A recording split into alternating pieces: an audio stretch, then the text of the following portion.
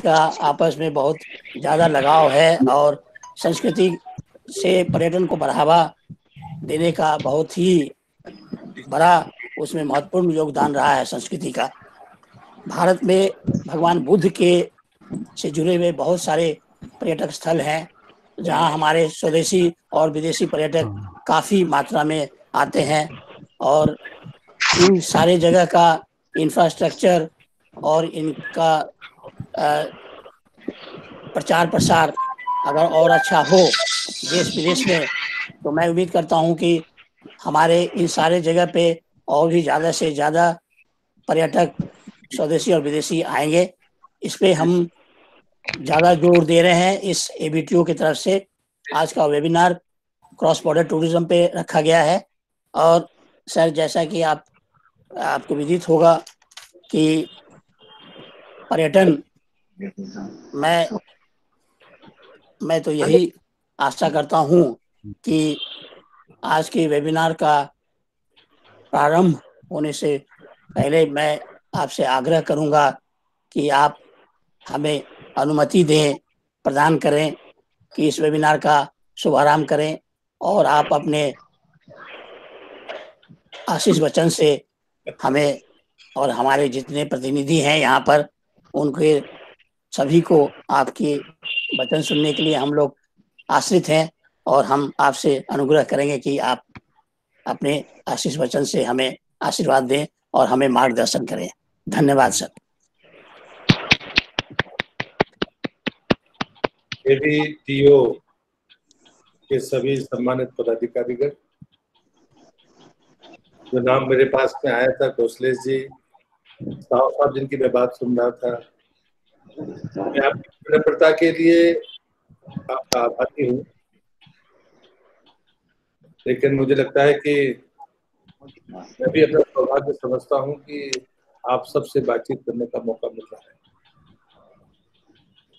आपको स्मरण होगा जहां से मैं अपनी बात शुरू कर रहा हूं कि अभी हमने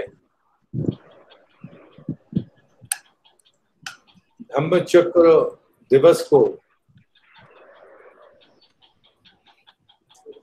राष्ट्रपति भवन से कार्यक्रम के तौर पर पहली बार आयोजन किया, जिसको अंतरराष्ट्रीय स्तर पर हमने उसका आयोजन किया था। मैं आपका दिया हुआ ब्रीफ भी पढ़ रहा था कि दो बातें हैं जिस पर हम सबको फोकस होकर विचार भी करना चाहिए और एक दूसरे इसमें मैं पहली बात देखता हूं कि बुद्ध का जन्म अगर छोड़ दे,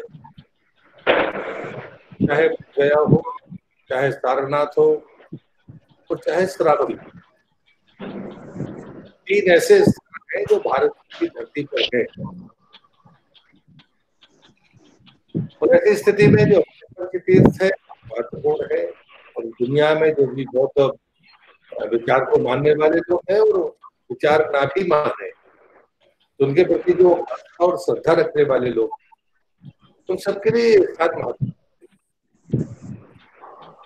और ऐसी स्थिति में हमारी जिम्मेदारी बन जाती है कि हम उन सब के बारे में ये चिंता करें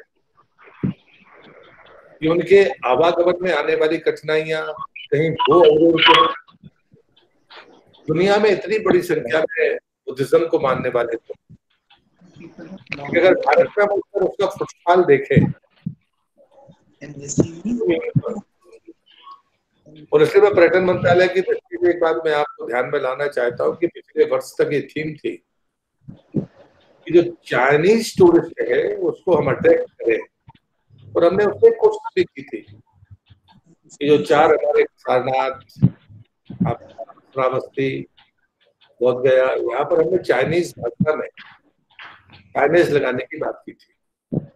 काम हमने ये सांची से शुरू किया था और हमने ये तय किया था कि जो भी विदेशी पर्यटक जो हिंदी और अंग्रेजी में कंफर्टेबल नहीं है, हम उसकी लोकल लैंग्वेज में साइनेज लगाएंगे। और सांची में तो कि श्रीलंकन का आना बड़ी संख्या में होता है, तो हमने शैली भाषा में साइनेज लगाए सांची में और दूसरे चरण में फिर चाइनीज भाषा में उन 4 स्थानों पर लगाए। मुझे लगता है कि ये जो कोशिश थी छोटी लेकिन इसके परिणाम बड़े थे।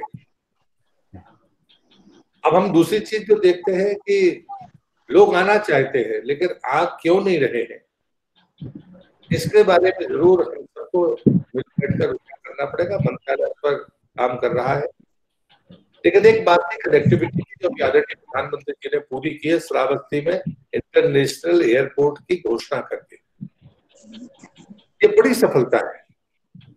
अब हम इस ट्रैक को कहते हैं, जो दूसरा जो एडवाइस मैं करता हूँ कि हम साउथ ईस्ट एशिया से आने वाले लोगों के लिए वो दिल्ली क्यों आए, कलकत्ता क्यों आए, गुवाहाटी से, पटना से, या वहाँ इम्फाल से, वहां से आकर अगर वो यात्रा को चारों स्थानों पर करते हैं तो शायद वो 7 दिन की बजाय 4 दिन में या 3 दिन में हो सकती है। समय बचेगा, पैसा बचेगा और वो स्थानों को वो देख पाएंगे, उसके अलावा उनका इंटरेस्ट होगा तो बाकी जगह पर भी जाएंगे।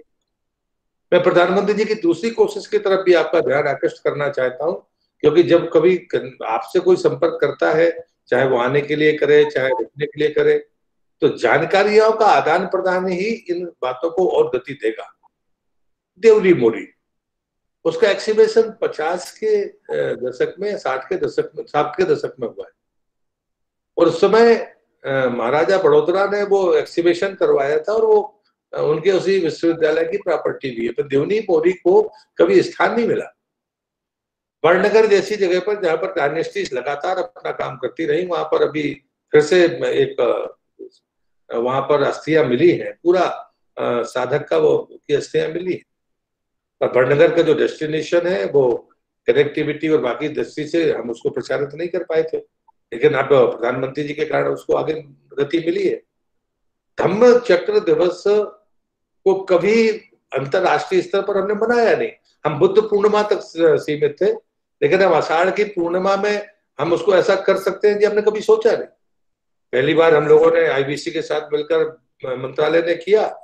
महामहिम का मैं हृदय से आभार व्यक्त करता हूँ कि इतने 60 नोटिस के बावजूद भी जो कार्यक्रम सफल हुआ, उस सफलता को जब देश के बाहर हमने देखा तो वास्तव में जहां पर जब उनका पहला विचार और जिस धरती पर दिया गया वही चीजें महत्वपूर्ण है। और बुद्ध नहीं है, लेकिन बुद्ध का विचार है, वो स्थान है जहां से उन्होंने पहली बार अपना प्रवचन दिया था। लेकिन हमने अगर उसको एक इवेंट की तरह, एक त्योहार की तरह, एक उत्सव की तरह प्रयास किया तो उसके परिणाम दिखने लगे। पहली बार हुआ है, प्रतिवर्ष होगा, मुझे लगता है कि एक बेहतर तरीके से हम लोगों को अट्रैक्ट कर सकते हैं। अभी तो कोरोना की स्थिति है, लेकिन कोरोना के बाद हम उन उत्सवों को निरंतर बनाकर रख सकते हैं। तो मैं आपसे यही आग्रह करूंगा कि स्थान बहुत है। मैं दिल्ली में कल गुजरात के मित्रों से बात कर रहा था, मुझे सदैव अटल जी का याद आया कि जब वो जो हमारा लोटस टेम्पल है उसके पास अस्थियां हैं, और बाद में उसको कोई ने ध्यान नहीं दिया, उस समय अटल जी ने शुरुआत की थी। और इसलिए मुझे लगता है कि हम सब उन स्थानों के बारे में मैपिंग करें। बुद्ध सर्किट पर्यटन मंत्रालय ने बनाया है, लेकिन संस्कृति मंत्रालय के काम है, और हम संस्कृति मंत्रालय और पर्यटन मंत्रालय की दृष्टि से बुद्ध सर्किट के नाते कहिए, बुद्ध विचार के नाते कहिए, जो फुटफॉल बढ़ाने की दृष्टि से कहिए, जिसको जो भी नजरिया ठीक लगता हो, मुझे लगता है उस पर हमें काम करना चाहिए। मैं एबीटीओ के सभी अधिकारियों से कहूंगा कि हम सबका काम अलग होगा, तो उद्देश्य एक ही है कि भारत की उस धरती पर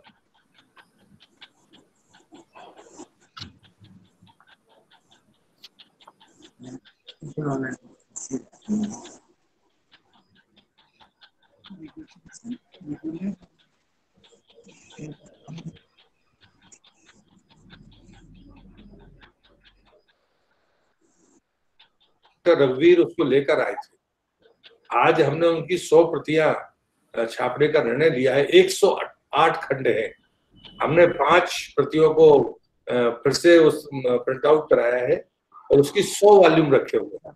वहां की मानसिक को हम भारत सरकार की तरफ से पहुंचाएंगे, और मुझे गर्व है कि उस पहली प्रति मैंने महामहिम राष्ट्रपति जी को अभी आषाढ़ की पूर्णिमा को दी, और हमने उनको छुपवाएंगे। कोरोना के कारण विलंब हुआ, लेकिन हमें अच्छा ही हुआ, मुझे लगता है कि हमने धम्म चक्र दिवस के दिन उसकी पहली प्रति महामहिम राष्ट्रपति को दी, और दूसरी प्रति हमने मंगोलिया राजदूत को दी, और उनसे कहा कि आप मानसिक की सूची अगर देंगे तो भारत सरकार की तरफ से ये बेनिफिट हम उनको पहुंचाएंगे। तो खंजूर की मान्यता हमारे यहाँ जैसे हमारे वेद की या गीता की मान्यता है, वैसी मान्यता कुजूर की है मंगोलिया के भीतर। तो मुझे लगता है कि इन बातों पर भी हम सबको फोकस करना पड़ेगा। मंत्रालय इस बात के लिए तत्पर है, आपसे लोग संपर्क में ज्यादा आते होंगे, तो मैं आपसे ये आग्रह करूंगा, मैं मेरे सिद्धांत में, मेरी नीति में ये है, कमियां पता चलनी चाहिए ताकि हम उन्हें दूर कर सकें। तारीफें सुनने के लिए हम नहीं बैठे हैं, हम चाहेंगे कि आपके बीच में काम करते समय अनेक प्रकार के कटु अनुभव भी आते होंगे, कुछ कमजोरियां भी दिखती होंगी। मैं आपसे निवेदन करता हूं मंत्री होने के नाते कि आप जरूर मेरे डायरेक्ट मेल पर भेजिए, मैं उसको अन्यथा नहीं लूंगा। मैं ट्विटर पर हूं और ट्विटर पर मेरे खिलाफ जब मैं नेगेटिव देखता हूं तो मैं बाकी लोगों को शायद गुस्सा आता होगा, मैं उसको लगाकर या तो उसको रिप्लाई करता हूँ या मैं फोन लगाकर उससे बात करता हूँ कि क्या मामला क्या है। मुझे लगता है कि यदि हम कमियां दूर नहीं करेंगे तो हम इसी आंकड़े पर शायद अटके रहेंगे कि आबादी दुनिया में इतनी बड़ी है लेकिन भारत में तो आने वाले लोग 0.005% है। ये सच है कि बुद्ध और बुद्ध के विचार को मानने वाले लोग आज भी उच्च श्रद्धा से देख रहे हैं। आज उसकी सामायिक तौर पर चर्चा ज्यादा है। हम आकर्षण के लिए हमें कुछ करने की जरूरत नहीं है, आकर्षण के तमाम कारण भारत की धरती पर मौजूद है। हमें सिर्फ इसकी चिंता करनी चाहिए कि वो उनके आने में व्यवधान कहाँ है, उन व्यवधानों को दूर करना हम सबकी जिम्मेदारी है, उस पर सरकार की भी जिम्मेदारी है, आपकी भी जिम्मेदारी उतनी बनती है।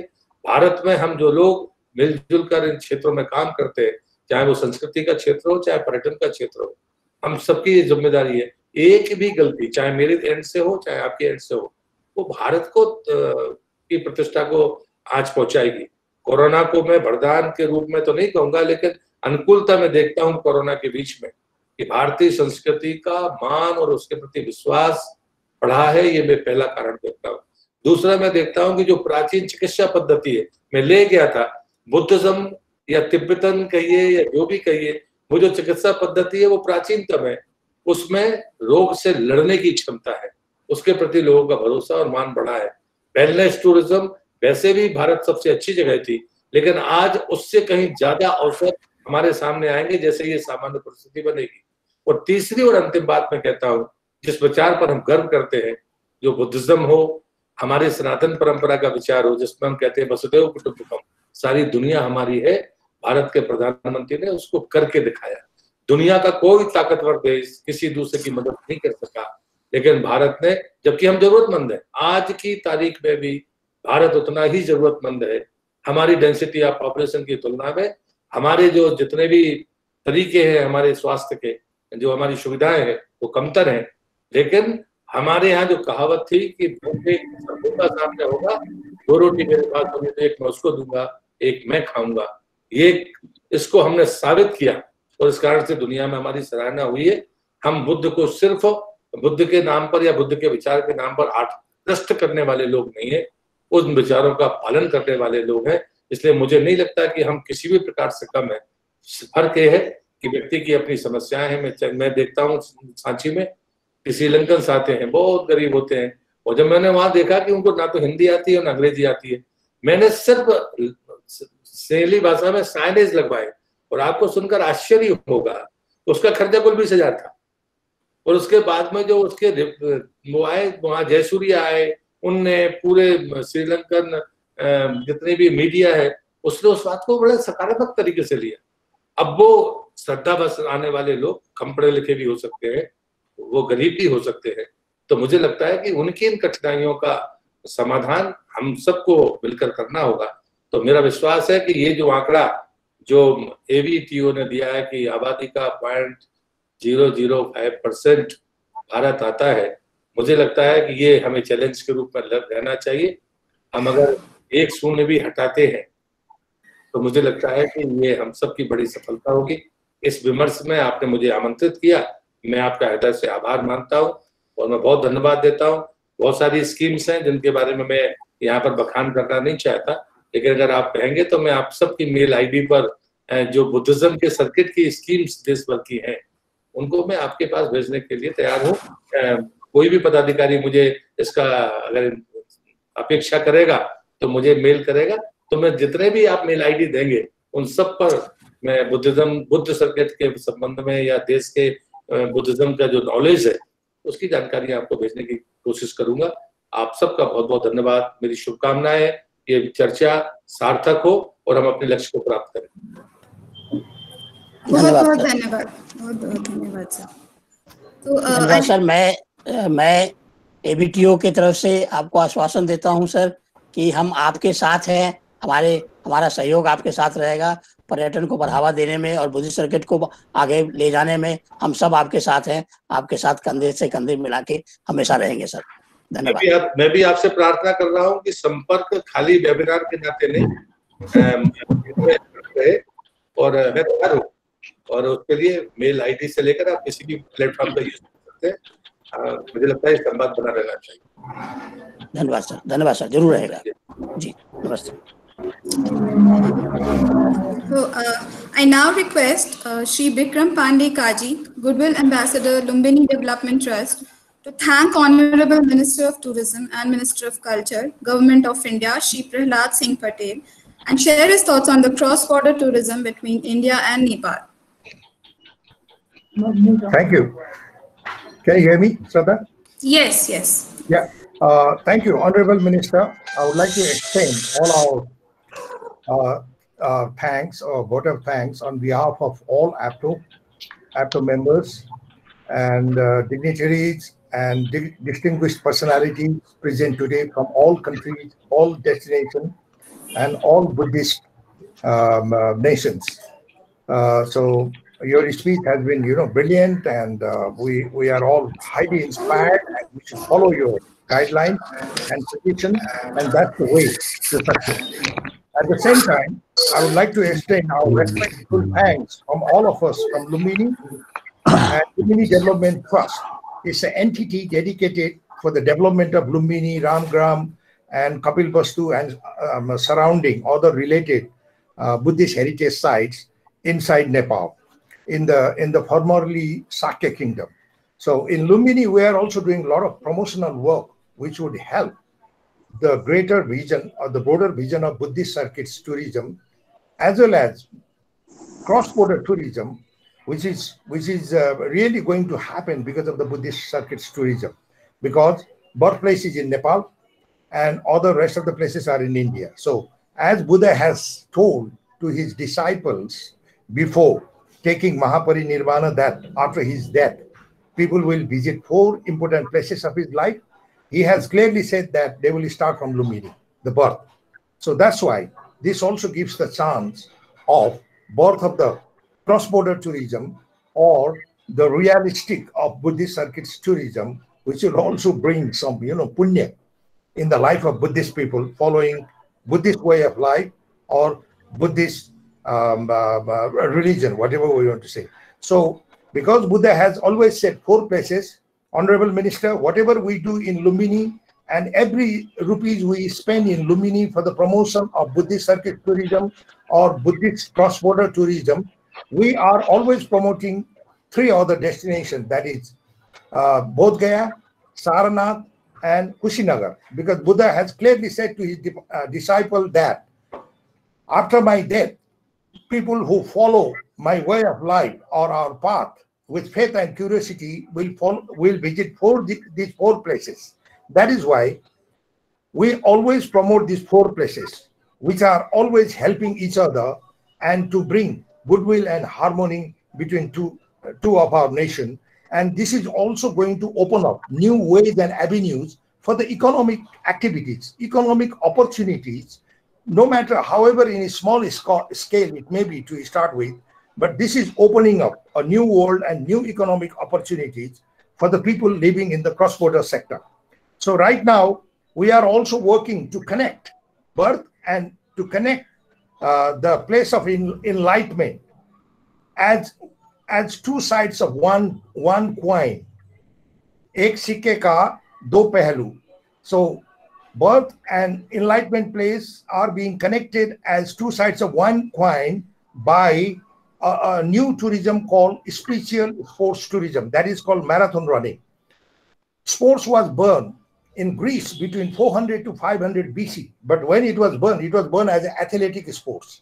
But when I was appointed as a Goodwill ambassador to promote Lumbini with new dimensions and new moment of tourism, so I had to explore a lot of new ideas. And this is how I explored a lot and I researched a lot, and it was an appropriate and right step to do. The spiritual sports was born in Lumbini on 12th of March, the full moon day of Phagu Purnima in 2017. That was the day Siddhartha Gautam, when he left his palace, he was Siddhartha Gautam. When he left his palace in search of truth, he was Siddhartha Gautam. But when he was enlightened, he became Buddha. So after becoming Buddha, Phagu Purnima is the full moon day where he returned to his home, for the first time after being enlightened as a Buddha. So this is the day we are, running this peace marathon in Nepal. Now we are taking it to Bodh Gaya for next year. As Bodh Gaya enlightened, so this is going to be another birth of, spiritual sports in Bodh Gaya. This is how we are connecting birth and enlightenment as two sides of one coin for tourism, so that, it attracts a lot of people from different dimensions, because there are different, category of tourists visiting Nepal and India. So this will be one more new category, because they are all high-end tourists, people who come and run, they are all high-paying tourists. So it is going to help both. And in Nepal, we have also developed another new product to boost new wave of tourism into Nepal, so that after they visit Lumbini and Kapilvastu, they then cross the border, creating another cross-border tourism toward Bodh Gaya, Sarnath, and Kushinara.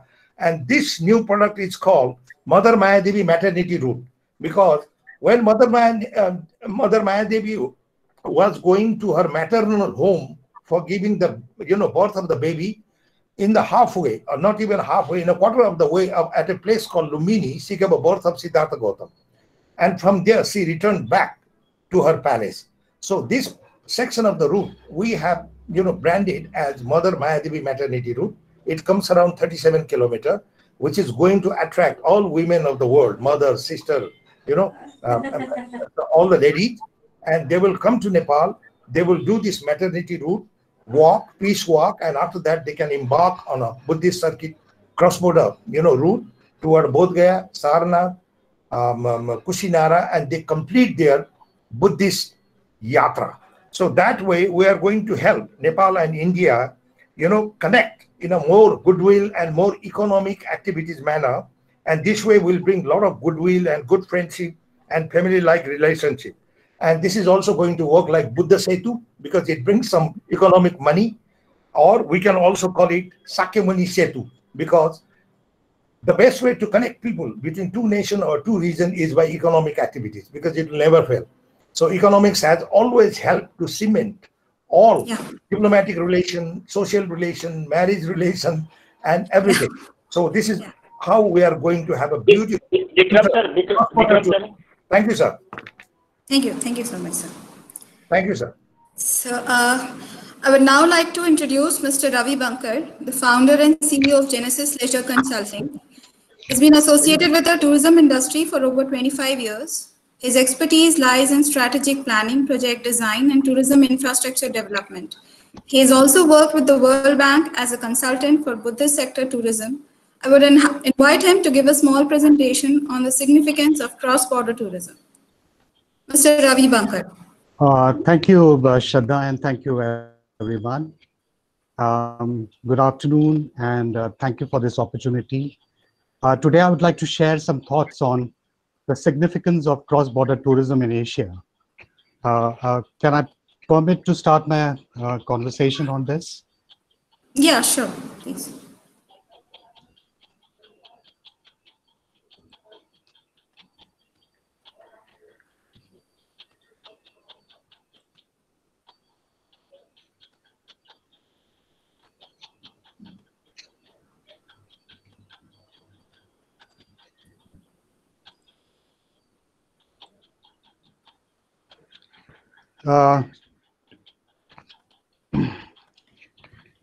In these extraordinary times, the trade and the travel industry will be driven mainly by the local demand from domestic tourists as well as regional travelers. The tourism stakeholders will be focusing mainly on the domestic tourists to tide over the crisis in the sector. Many countries are desperately looking into their neighborhoods, into the regions to explore the source markets. Now, it is a time to think about partnerships. It is a time to think about cooperation and collaboration, which are the watchwords for the industry. So in this scenario, cross-border tourism will acquire immense significance in the revival and rejuvenation of tourism industry worldwide. Now, everybody is coming together and forming partnerships. The tourism stakeholders need to create very innovative cooperative tourism development strategies to address the challenges in this sector during this post-COVID-19 situation. Now, cross-border tourism acquires many forms. There are bilateral cooperation, there are trilateral cooperation, there are regional cooperation. For example, two countries can partner together and create a single package for multi-destination travel. So that this is a normal or a usual cross-border tourism process in the region. The cross-border tourism and the cooperation between various regions can also help in creating and offering a greater diversity of tourism products. So the tourist can experience a variety of tourist destinations and tourism products. Cooperation can also result into increased mobility of tourists across the border. So it leads to increased penetration and increased market share in the current markets. Joint cross-border tourism marketing helps in reaching regional markets more effectively.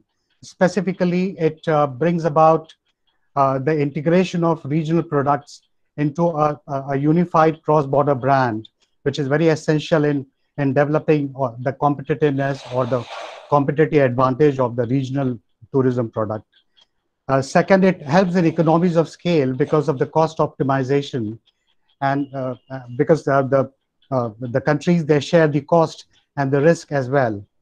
It also brings a greater stability in the region in terms of facilitation of tourism. It also strengthens the tourism networks and distribution channels.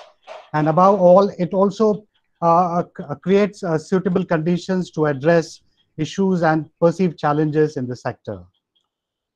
Cross-border tourism collaboration can also be a catalyst for innovation and knowledge transfer, because countries can learn from each other the best practices, the best action plans, and the expertise and the skills for promoting cross-border tourism.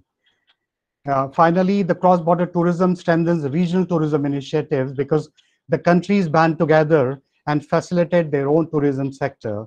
So the competitiveness or the competitive advantage of the region becomes very strong. We have seen in Europe in the late part of June 2020, there's an emergence of tourism bubbles or travel bubbles, or they are called free travel zones, as number of countries band together to facilitate their own tourism sector. Now, what is happening? Similar countries with similar situations, for example, with less COVID instances in the countries, they band together as a tourism bubble, or they have an agreement for the cross-border tourism. So their citizens can travel freely across the border for non-essential trips without quarantining, such as leisure travel or tourism. From the 1st of July, Spain, Italy, Portugal, and Greece have opened the borders for travelers from European Union. I believe that UK is not a part of that because there are increasing number of COVID cases in United Kingdom. Estonia, Latvia, and Lithuania, these three Baltic countries, were the first initiative in the European Union to form the tourism bubbles, followed by Norway and Denmark because they share the common borders. All these countries, they often share the same historical and cultural traditions, and they have contiguous borders and also scenic tourist destinations in proximity to the borders, so that the tourism can be facilitated across the borders. Now, Greece and Croatia also formed a tourism bubble. In Asia Pacific, Australia and New Zealand, because New Zealand has 0 COVID case. So these are some of the examples of tourism bubbles, like 2 countries or 3 countries are coming together and forming a kind of an agreement for the free travel of their residents. Facilitation of cross-border tourism in Asia. Asian countries need to now create new partnerships and collaborations to facilitate their own tourism sector. BBI countries, the Bangladesh, Bhutan, India, and Nepal, it's a sub-regional forum under SAARC, the South Asian Association of Regional Cooperation. This association is for improving regional integration and economic cooperation between countries. And BBI countries offer immense potential for promoting cross-border tourism because they share close identities, they have this old ties, cultural affinities, and they have close geographical proximity. Asian highway connectivity will give boost to cross-border tourism in this region, because the Asian highway project, which has been started by the United Nations Economic and Social Commission on Asia Pacific, ESCAP, is a joint venture between ESCAP. There are 32 countries from Asia and Europe, and also the Asian Bank, which is providing stimulus to this particular project of connecting countries in Asia and Europe by this particular project. So the Asian highway connectivity is a game changer for promoting cross-border tourism, not in South Asia, but also in East Asia and Far East. Now, the BBN countries have formed a motor vehicles agreement. This arrangement will permit the member states supply their vehicles in each other's territory for transportation of cargo and passengers. This particular agreement is not ratified by Bhutan. Bhutan is the only country which is not part of this agreement. And Bhutan has also, it's very sorry to say that Bhutan has closed their borders or the free entry for the residents, for the travelers from India, Bangladesh, and Maldives. And they are charging now the entry fee, or they call it the sustainable development fee, to the citizens of these countries. So if a BBI motor vehicles agreement has been ratified by the 4 countries and implemented, it will boost cross-border tourism, and it will connect with, it will become a gateway, BBI countries will become a gateway to the ASEAN market. We have seen that now the Asian Highway AH1 is already functional and is connecting India, Myanmar, and Thailand. Now this this corridor will also be further connected with Cambodia, Laos, and Vietnam. So Asian Highway will play a major role in promoting cross-border tourism between these countries. Now in ASEAN countries, we have seen the framework of many regional corporations, and tourism an integral part of these corporations. Asian Framework Agreement on the facilitation of cross-border transport of passengers by road vehicle is a boost to promoting cross-border tourism, investment, trade, and cultural exchanges between ASEAN member states.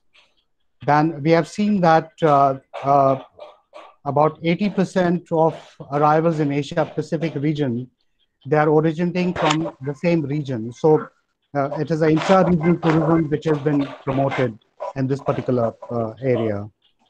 Then there are establishment of tourism alliances. Hello, there are some disturbances going on, I suppose. Is it okay? Yeah, we just managed that. Now, in Southeast Asia and the ASEAN countries, there are already established tourism alliances, for example, between Indonesia, Malaysia, and Singapore. between Indonesia, Malaysia, Thailand, between Cambodia, Laos, Vietnam, and Cambodia, Laos, Thailand. These triangles are very important for promoting cross-border tourism because these are the countries which are contiguous with each other and they share the same borders. Cross-border tourism is an important vehicle.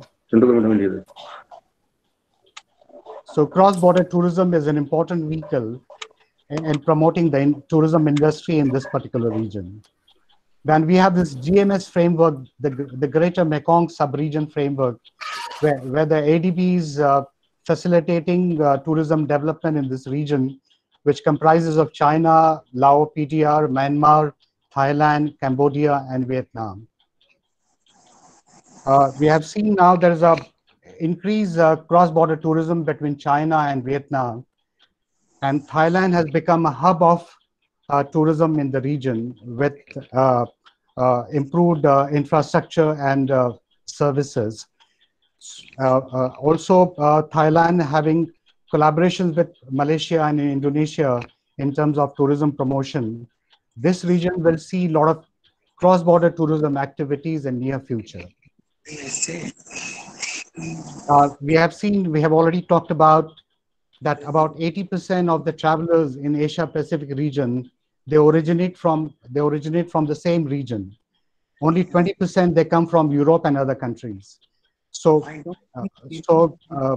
the Asian markets, for example, the Chinese market and the South Korea, India, Japan, Taiwan, Malaysia, these are very important source markets for Asia Pacific region.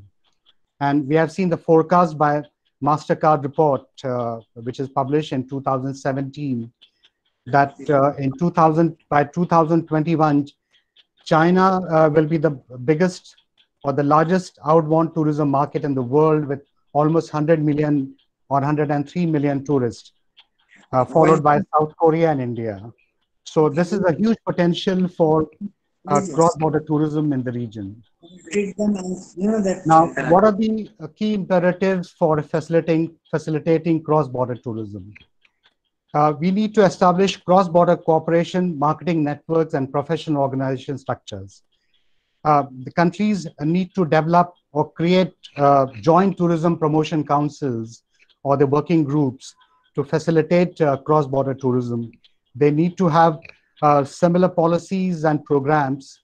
They need to create funding sources for promoting or developing a joint marketing strategy. And this joint marketing strategy will take care of the promotion of a single destination, in the sense that the whole region will be promoted as a single tourism destination rather than fragmented clusters. So likewise, destinations need to create new products and experiences. Now, tourists will be more interested in visiting destinations which will be closer to the borders. So destinations need to be promoted which are in proximity to the border areas. For that, we require improved road connectivity and access. We require a seamless rail connectivity. For example, like Euro Rail Pass, we need to create an Asian Rail Pass which will facilitate tourists to travel across the region. Availability of low-cost areas will be a boost to cross-border tourism of easy accessibility and affordability. And we need to go for simplification of visa and immigration. For example, we need to get a B9 visa or ASEAN single visa to facilitate cross-border tourism. Then there are a host of other essential elements which are required for promoting cross-border tourism. Now, what are the issues and challenges associated with cross-border tourism development? The first challenge is related to the regulations and tourism governance, because every country has got different regulations and tourism governance procedures. So we need to harmonize these rules and regulations. We need to harmonize standards of operations, standards of accommodation. We need to create a parity in terms of tariffs and other services so that it becomes easier for tourists to travel from one destination to another.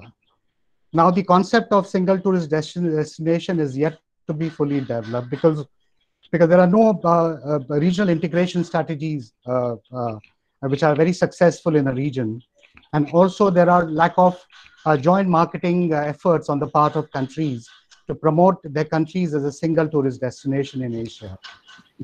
Tourism development cannot be detached from regional cooperation. Hello? This is Chandan. Sorry to disrupt. Can you please present again? Your slides are not visible. Just present again. Chandan, just a minute. Ravi Bakar sir, can we just make it a bit move faster? And yeah, this is the last slide actually.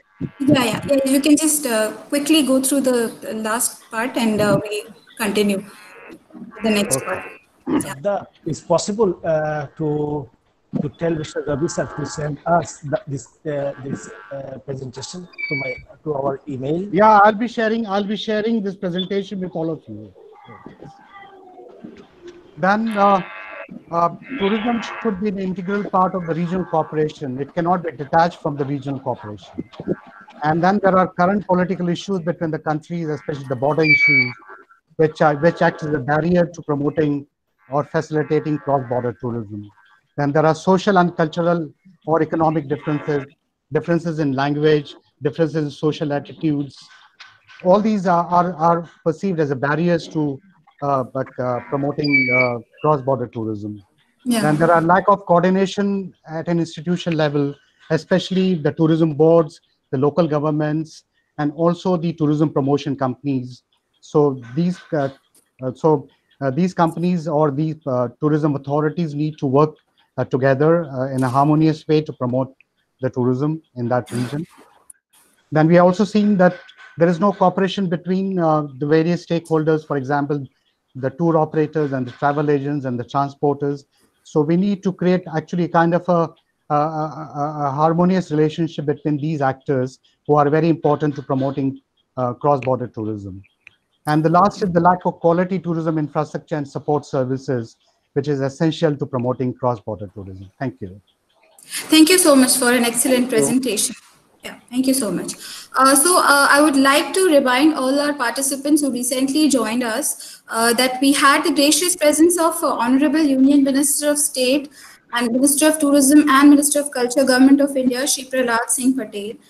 And we also have with us today highly respected Shri Vinod Zutshi sir, who is the former Secretary to the Ministry of Tourism, Government of India. Dr. Lai Kate Yong, Senior Director in the United Nations Peacekeeping Forces Council, Southeast Asia. Shri Bulu, Padma Bibhushan and Mahatma Gandhi International Peace Awardee. Dr. N. Rismayati, President, Association of Indonesian Travel Agencies, ASITA, Indonesia. Mr. Bikram Pandey Kaaji, Goodwill Ambassador, Lumbini Development Trust, Ministry of Culture, Tourism and Civil Aviation, Government of Nepal. Mr. Supti Fong Futifor, President, Thai Travel Agents Association. Dr. Effendi Hansen, Asia Pacific.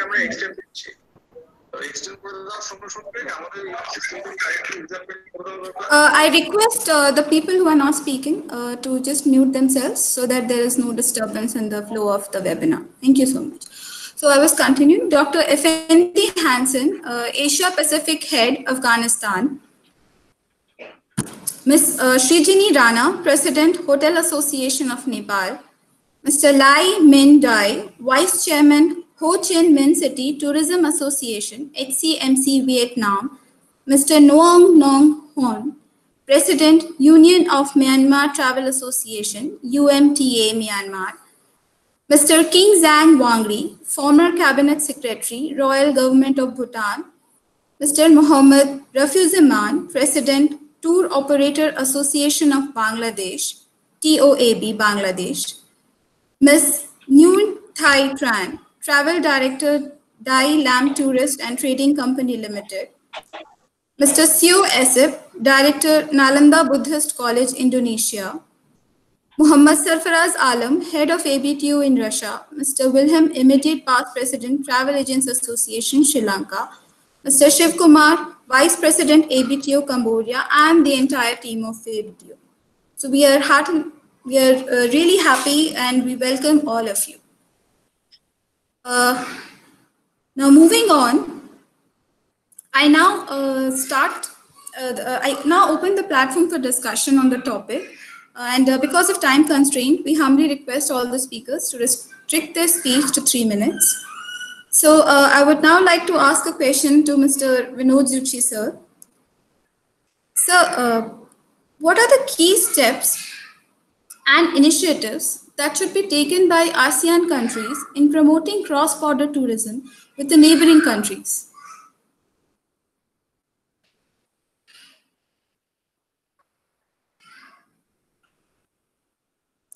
Shri Vinod Zutshi, sir.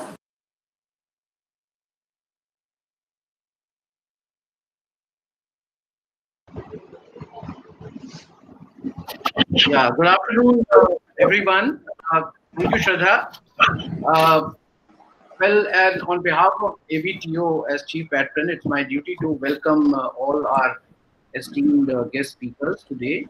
And also, I'm thankful to the Honorable Tourism Minister for having their time for ABTO, all the viewers, all the participants. Shraddha, you have asked me a specific question as to how we promote tourism, cross-border tourism within this region that we are discussing today. Basically, before coming to the point, let me just touch upon the various factors which are very important to promote cross-border tourism in the present situation. Of course, health safety is the first and foremost item, and I think I don't need to elaborate more on that because whichever destination is perceived to be a safe destination within this region will open up first and will do better than the other. So all the destinations within this region, it is incumbent upon them to not only make their destination safe, not only make the traveling safe within their country, but also they should give that perception to the travelers from parts of the region that they would be safe, and this confidence building measure is going to be very important in the present context, especially in the light of COVID. The other factors which have also been flagged by Mr. Bunker, but I'll just touch upon that because these are the issues which have to be kept in mind when you promote cross-border tourism. I will come to this point a bit later.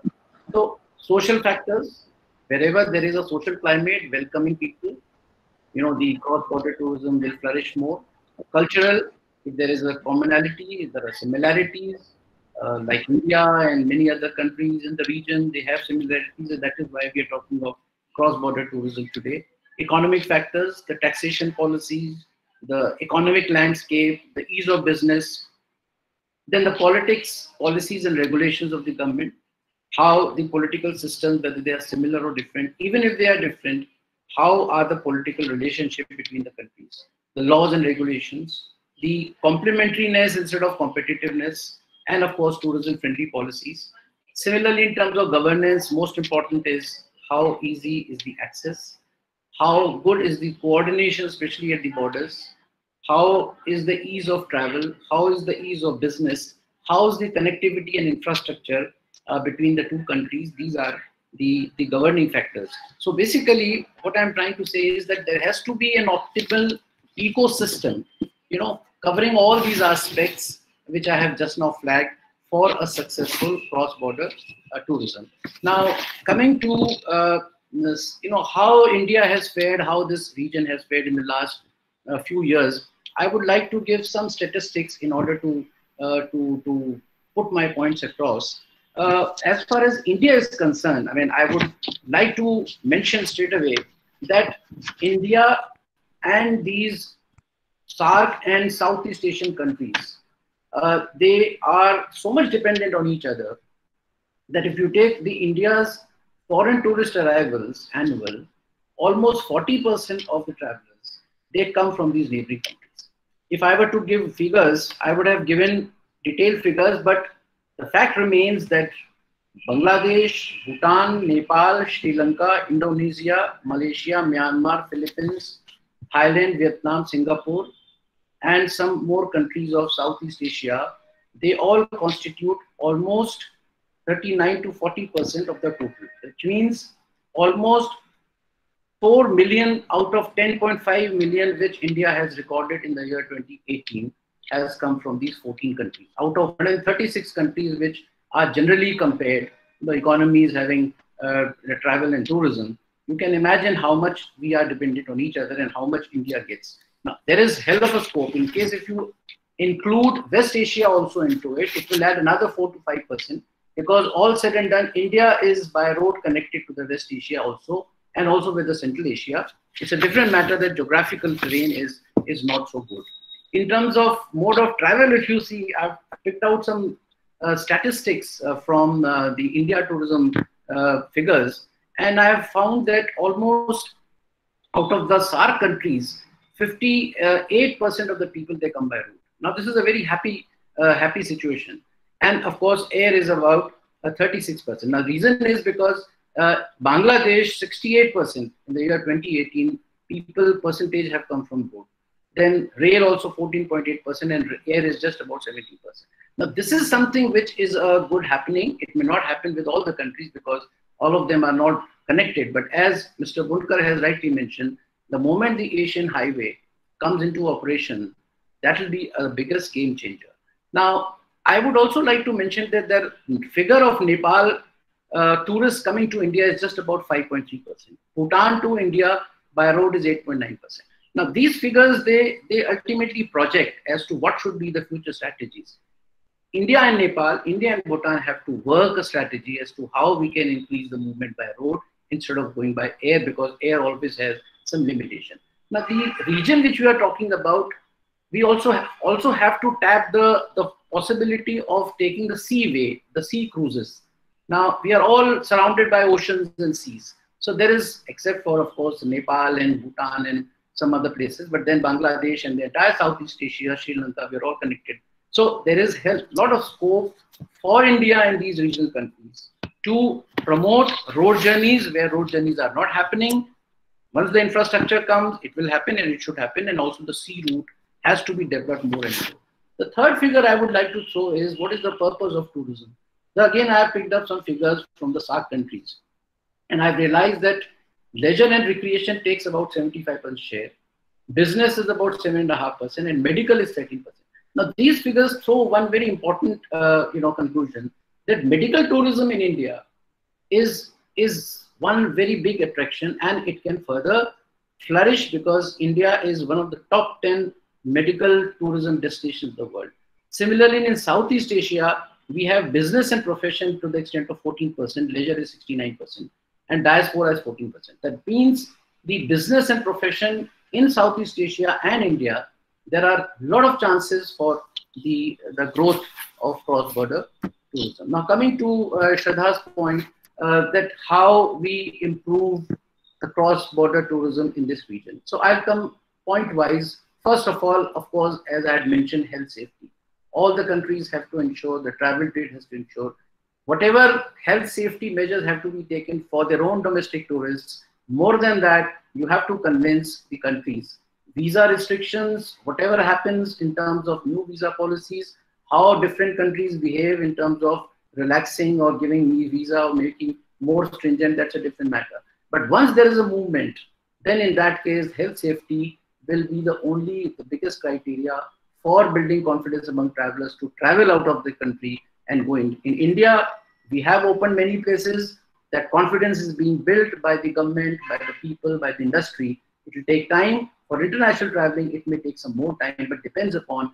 Fortunately, ladies and gentlemen, Asia has been very lucky in the sense that we have not been affected by the COVID-19 threats as much as some of the other parts of the world.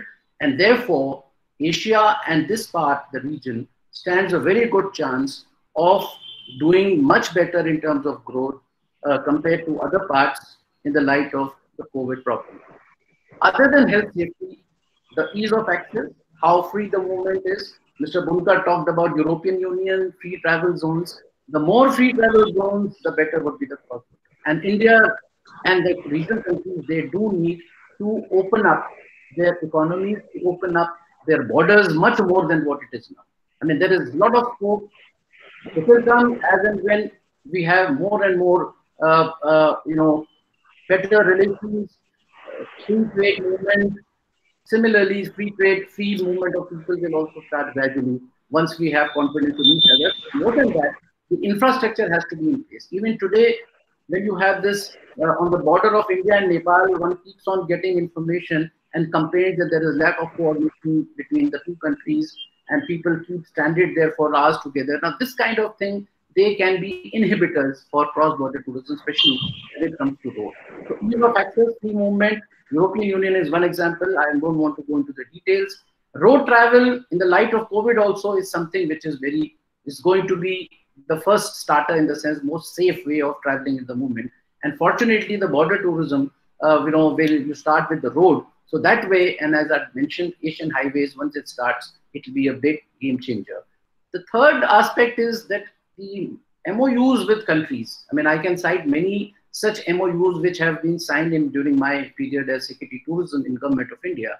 And in one of the, as an implementation, we even went to Sri Lanka to discuss as a joint working group, and we discussed, and along with the trade partners also, we went there and discussed. Now, this is something which is very important. The MOUs exist between these countries, but what is important is it has to be implemented well, it has to be more effective, and there has to be a regular interaction, not with the officials.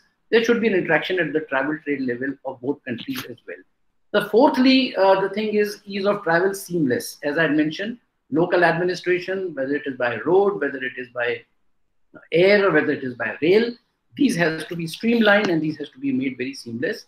Fourthly, in terms of how we can see what is important for all the countries is what are the unique products which they can offer to the region, and what are the common features which are common to the entire region. So there are tourists who would like to go to see the unique features, and there are some who would like to see a similar common culture, common heritage, common history that exists in the countries in the region. So there we talk about Buddhist tourism, because India, Southeast Asia, Nepal, we're all hub, and Buddhist tourism trail exists in India and Nepal, but it is spread all over Southeast Asia. Ramayana circuit is another example where India and Sri Lanka have a lot of commonness. Ajmer Sharif Dargah is one such product and one such destination which is very common and very popular amongst certain countries.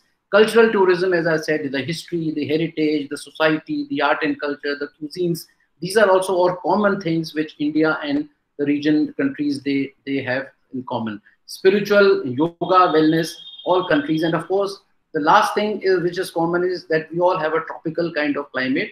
It is not much of a change between India and other regional countries that are in focus today. In terms of uniqueness, if we talk about India, as I mentioned, health tourism, medical tourism is something, wellness is something, yoga is something which is very unique to India.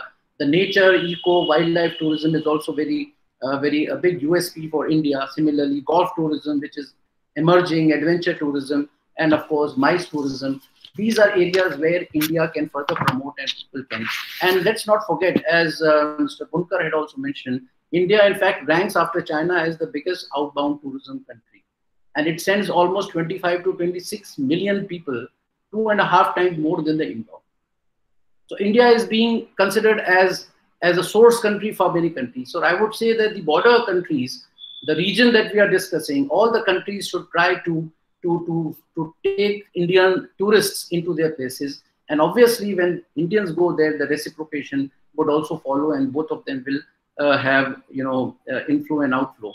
Now, the next point is, of course, we need to, in the region, have to make circuits.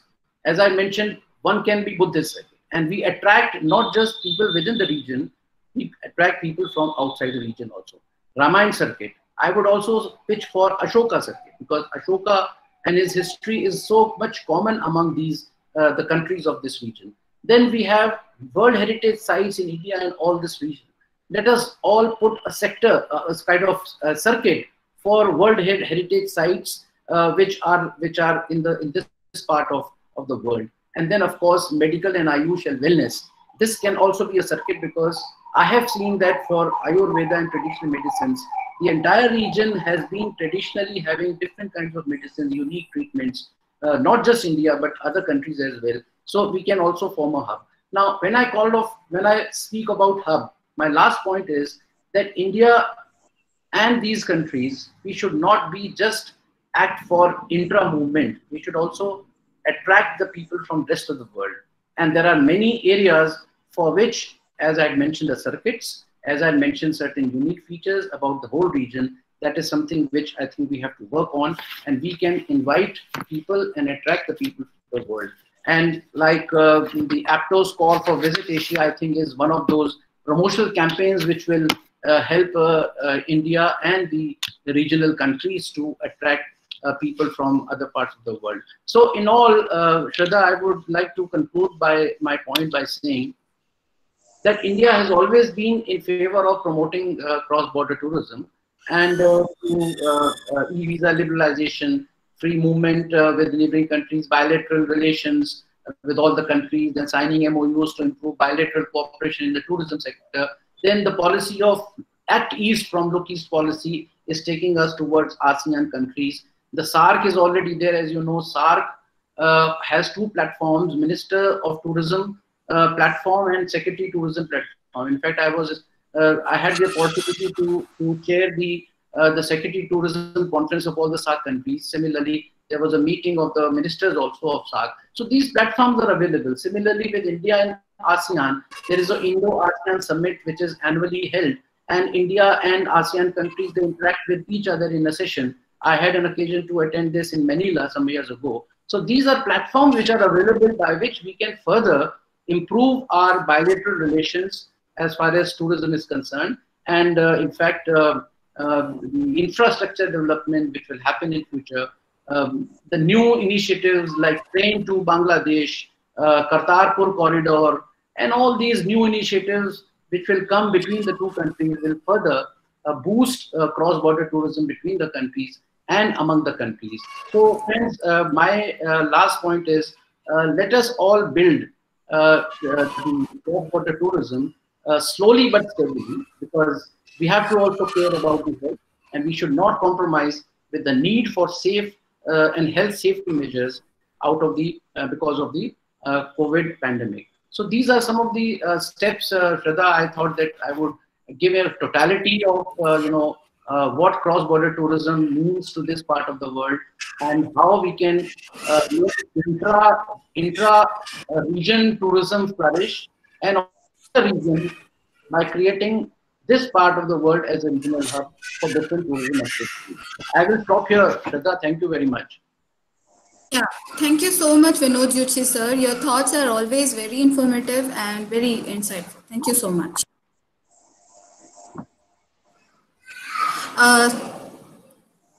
Yeah. So thank you so much, Vinod, Zutshi sir. Thank you. So we have Dr. N. Rusmaiti, President, Association of Indonesian Travel Agencies, ASITA, Indonesia. And we would like to know from her, in your country, what are the key steps and initiatives that you are taking to promote cross-border tourism?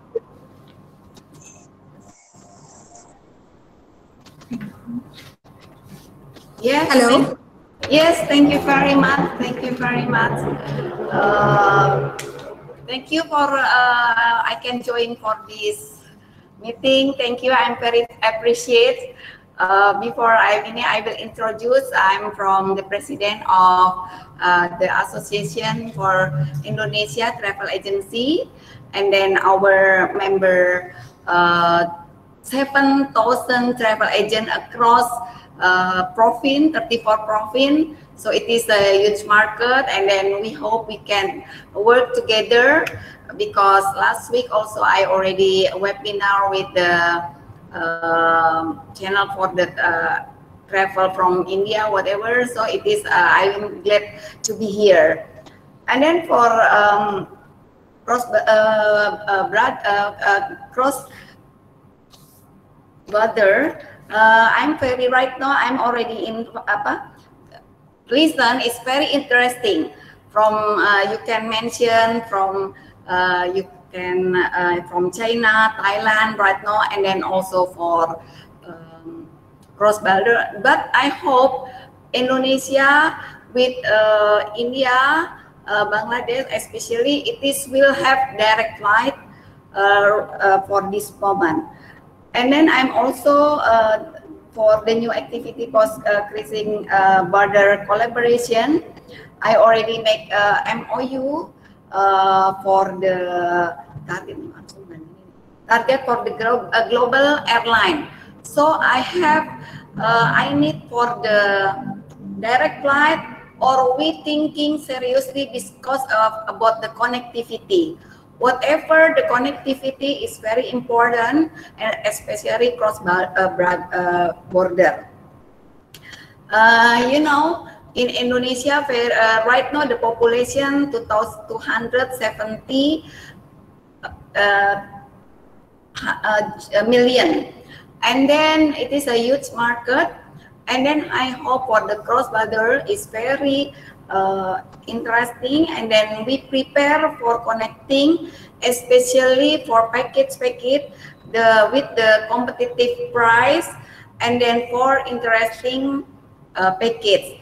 Right now, I'm very appreciative because for India, especially Indonesia, need the new destination.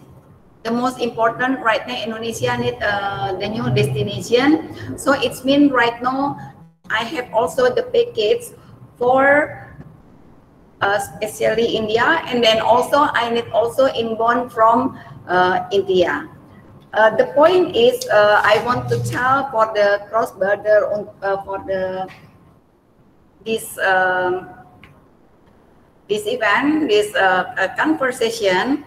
I need work, and then we specially focus for India to Indonesia, because we need right now, especially this is have the association for India. I want to make closer, because what I said, I have members 7,000, so we can make cooperate, we make packets, because for you already explained for cross border. For my point is we and for ASITA especially to promote the packets and join the package to promote Indonesia and Bangladesh. Yeah, there is. Yeah. Thank you so much, ma'am. Thank you. Thank you for your information. Next, we have Shri Bulu Imam sir, Padma Bibhushan and Gandhi International Peace Awardee. I would request him to speak 2 words for our association. Yes. Namaskar. Thank you very much for bringing me onto the ABTO webinar. And I was very happy to attend your last meeting in Bodh Gaya. And I give my regards to all my colleagues that attended that meeting, and to the Lama also. I would just like to draw to attention, without much ado, to my personally very dear site of Itkori in the Chatra district of Jharkhand, which I have been trying to promote as a Buddhist site with relevance to the Lord's last journey to Bodh Gaya from Itkori, and which could be seen as the 5th event in the light of the Buddha. And I was helped by Padma Shri Binoy Bell on a ground survey in which we collected a lot of artifacts of the late Gupta period and Pala period.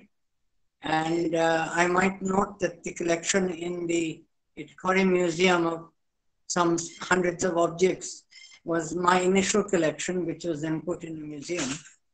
Well, to cut a long story short, the Buddha we know now, in the light of my research, did make his last foot journey from Bodh Gaya and Itkori. He left Itkori and he went to Bodh Gaya by foot along the Mohani River. The Mohani River rises in Hazaribagh and joins the Falgu at Bodh Gaya. and then they become the Antasira of the Mahabharata, the Niranjan and the Falgu and Mohani.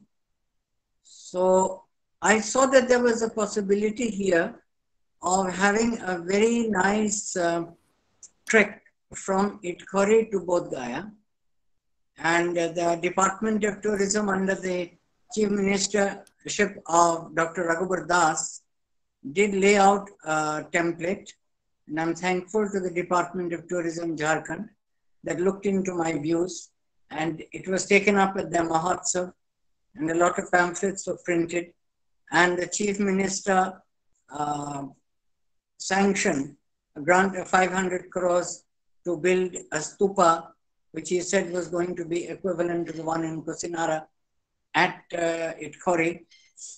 Itkori, I may mention, is the place where the Buddha, according to local tradition, had his last meeting with Gautama Prajapati, his aunt who had followed him all the way from Kapilavastu. And since we are dealing with the Buddha's home, which was on the border of Nepal in Kapilavastu, and of course Lumbini, where he was born, and Kusinara, where his last rites were performed, I think that the view of Itkori from Nepal would be a very welcome one. And people would like to come to Bodh Gaya and Itkori and Nolanda if they could understand that the journey of the Lord from Kapilavastu actually brought him in his search to Itkori. And Itkori itself, Itikoi, are the last words of his aunt Gautama Prajapati when she said Itikoi, when she thought she had lost him, when she thought she could not find him again. Yeah, Imam sir, since we have a little bit of time constraint, can we just quickly receive your blessings? I'm finishing it. I'm giving you my blessings, but I would like to remind the government that a sum of 500 crores was given for a stupa, and the present Jharkhand government can take note of that. And 500 crores was given to promote tourism in the region, which I think ABTO should also take note of. And since you're running short of time, I give you my blessings, and God bless you all. Jai Hind. Thank you so much, Imam sir. Thank you. So now my next question is to Dr. Lee Ket Yong, President, Senior Director, United Nations Peacekeeping Forces Council, Southeast Asia. So I would like to know from you, sir, like what should be the key steps and initiatives that should be taken by ASEAN countries in promoting cross-border tourism with neighboring countries?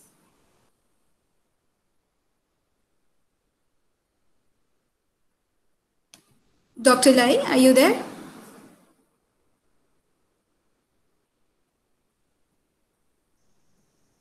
Hello? Can you hear me now? Hello? Can you hear me now? Yes, sir, we can hear you. Yes, sir. We can hear you. Please. Yes, sir. Please go ahead. Namo tassa bhagavato arahato sama sambuddhassa.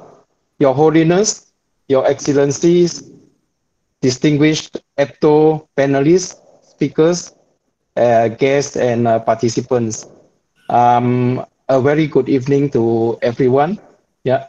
And first and foremost, I'd like to congratulate Dr. Kaulesh Kumar, the President of ABTO, for organizing this webinar for knowledge sharing and to provide some important updates relating to the travel industries and tourism.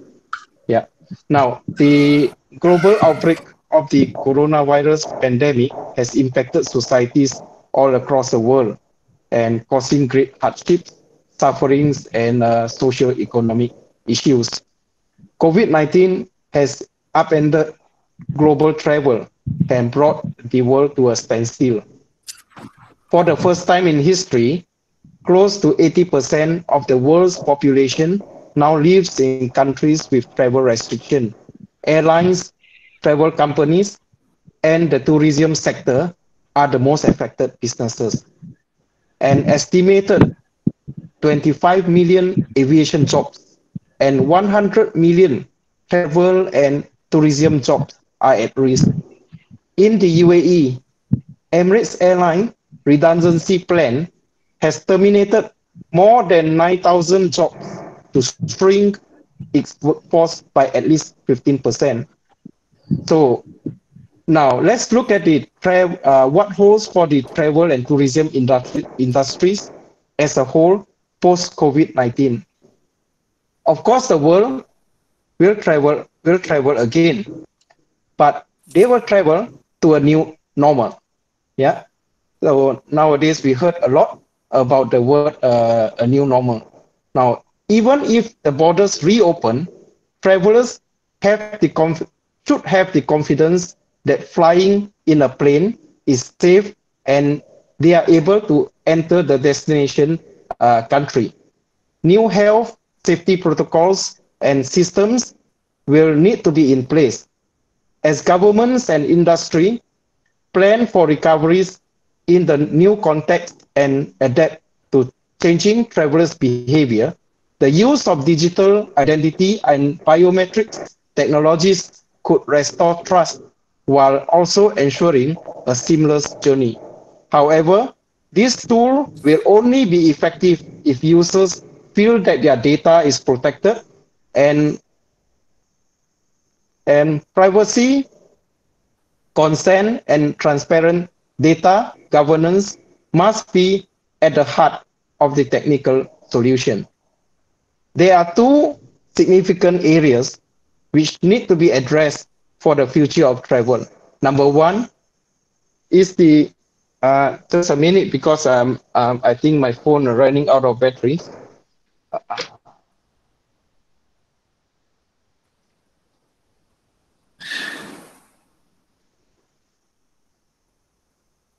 Yeah, okay.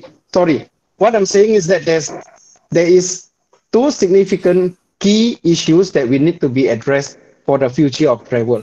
Number one is the touchless travel, where from airport check-in and from the time we fly, right?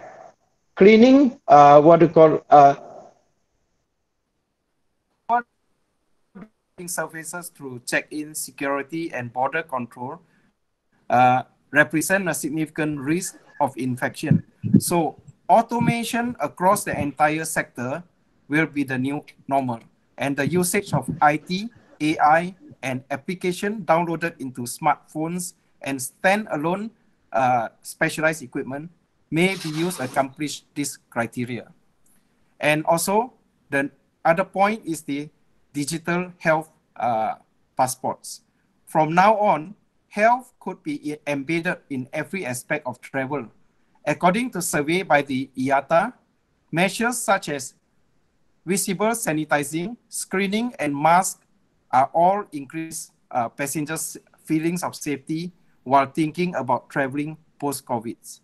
So airlines such as Emirates are conducting on-site COVID-19 testing for passengers. European airports have been drawing up industry guidelines for passenger health screening. The use of thermal cameras at airports is becoming more widespread. New health screening and tracking tools offer hope of a relaxed and more confident travel. Ultimately, this pandemic is likely to speed up two trends that has been gathering steam for some time. One is seamless travel, where your face and body are your passport. The other is the idea of a decentralized identity. This means the individual is in possession of and control their identity attributes, such as the date and place of birth and physical characteristic, but also travel history, health information, and other data. Combined, these trends will ensure travel is enjoyable, efficient, and safe.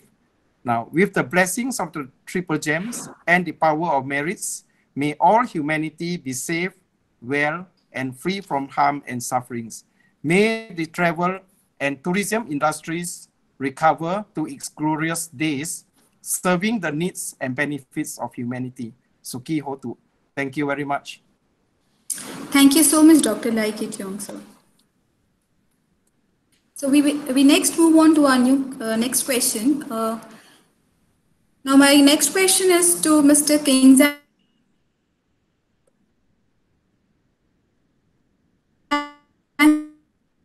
Bongri, former Cabinet Secretary, Prime Minister country. So what are the biggest challenges and opportunities post-COVID-19?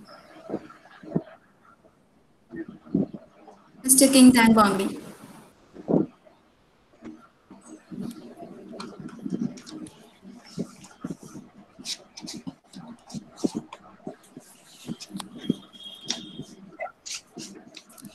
Hello. Yeah, Mr. Kingzan Bongri, are you there? You can just unmute yourself and speak.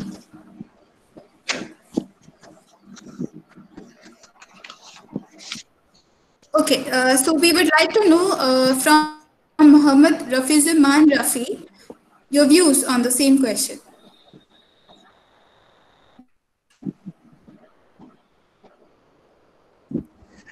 Thank you, ma'am. Thank you, everybody. Thank you, my colleagues and excellency speakers, and my respected person. Assalamu alaikum ya rahmatullah wa barakatuh.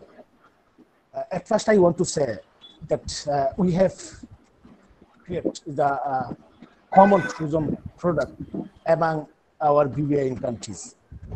And not only that, we can tourism bubbles in these regions, like some European countries, that in Southeast European countries, Scandinavia, 2 countries, and Baltic countries also have these bubbles. And we Bangladeshi, as we Bangladeshi enjoy the honorable visas in Nepal and Bhutan also. But India, we didn't get this opportunity. If we arrange the bubble tourism products in this region. She's come back, whomever you asked earlier, no? She's back, you can again ask her. Hello? Yeah, she's back, she's there. Hello? Sabda? Do you hear me? Hello? Yeah, please go ahead. Please go ahead, sir. Yeah. Thank you.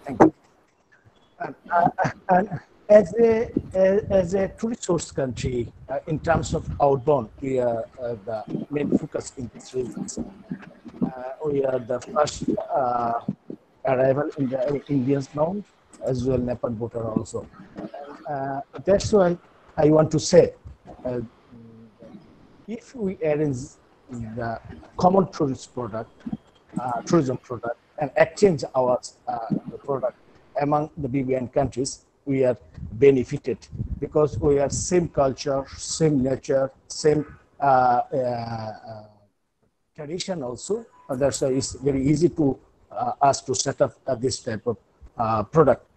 In our country, we also very much rich in Buddhist heritage also, because we have our son, Mr. Atish Dipankar, is the Buddhist prophet, and Lord Buddha also stay in our country, and we have a single largest Buddhist monastery in our country. That's why I request all scholars of Buddhism to set up the Buddhist circuit towards to our country.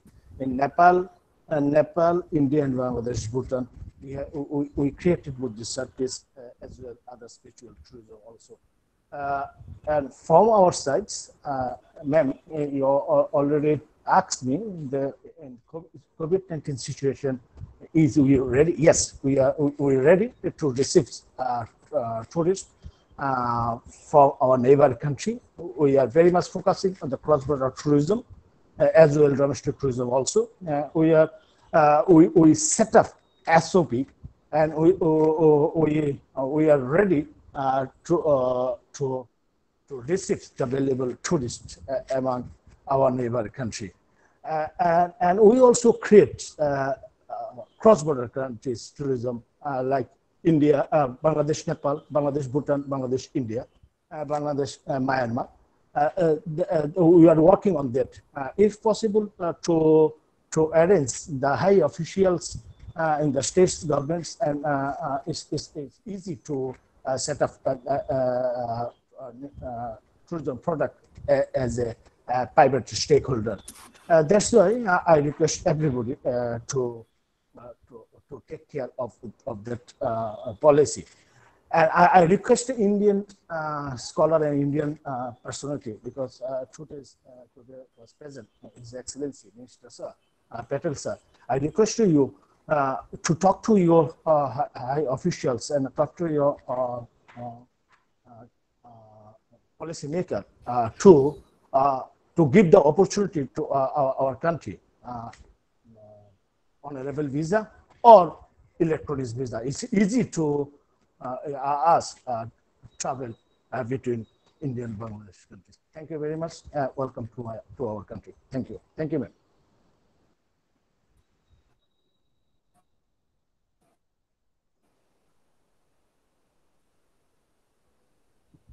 Yes, ma'am.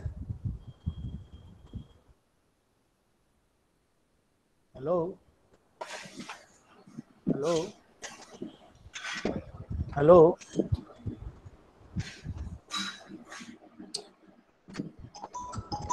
I think we're having a problem with thank you. Yeah.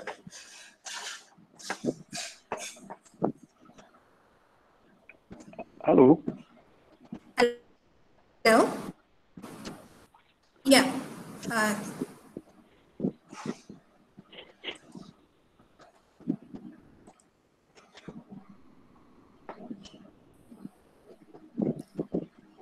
Yeah, Mr. King Zhang Wang. Hello. Hello, Ms. Yeah. Java. Yeah, we can hear you. Just Am I on? Am I on now? Yeah, you're there. So we want to know from you, sir. Can I speak now? Yes, sir. Yeah, please go ahead. Okay, thank you. What was the question? Can you come again? Yeah. So my question is, are you working on the strategy to revive tourism sector in your country? And what are the biggest challenges and opportunities that you see post-COVID-19? Okay. Good evening to all the esteemed panelists here on ABTO, and I would like to, at the outset, thank Dr. Kaulesh Kumarji, who has included me in this forum and also given me this opportunity to speak to this August gathering.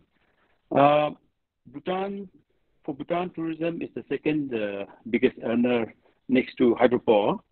So the COVID-19 has been a big blow for us. Although we are a small economy, small country, small employment, but yet about 4,000 people have been laid off who are directly related to tourism. But of course, we know that COVID-19 has not just affected the travel agents, but also, the transporters, the hoteliers, the guides, so on and so forth. So the government has been working on a policy on how best to tackle this. Of course, working on a policy to revive tourism is one thing, but also like Dr. Yong mentioned, I think getting back the confidence of those who travel, be it the tourists who are coming in or the country who are receiving them, the confidence of both these parties have to be revived. Unless this confidence is revived, I think we will always have a case of this stigmatized tourism entering into any country. So I think for Bhutan, what we are trying to do, or at least the Tourism Council of Bhutan, what they are working on, it is still in the very skeletal stage. It has to be put up to the cabinet, to the royal government of Bhutan, to be approved. But just to share with you on what Bhutan is doing, although at this time of time, we have the low infection rate. We had just 81, out of which we have just about 7 in the isolation ward. The rest are in the de-isolation ward or have recovered.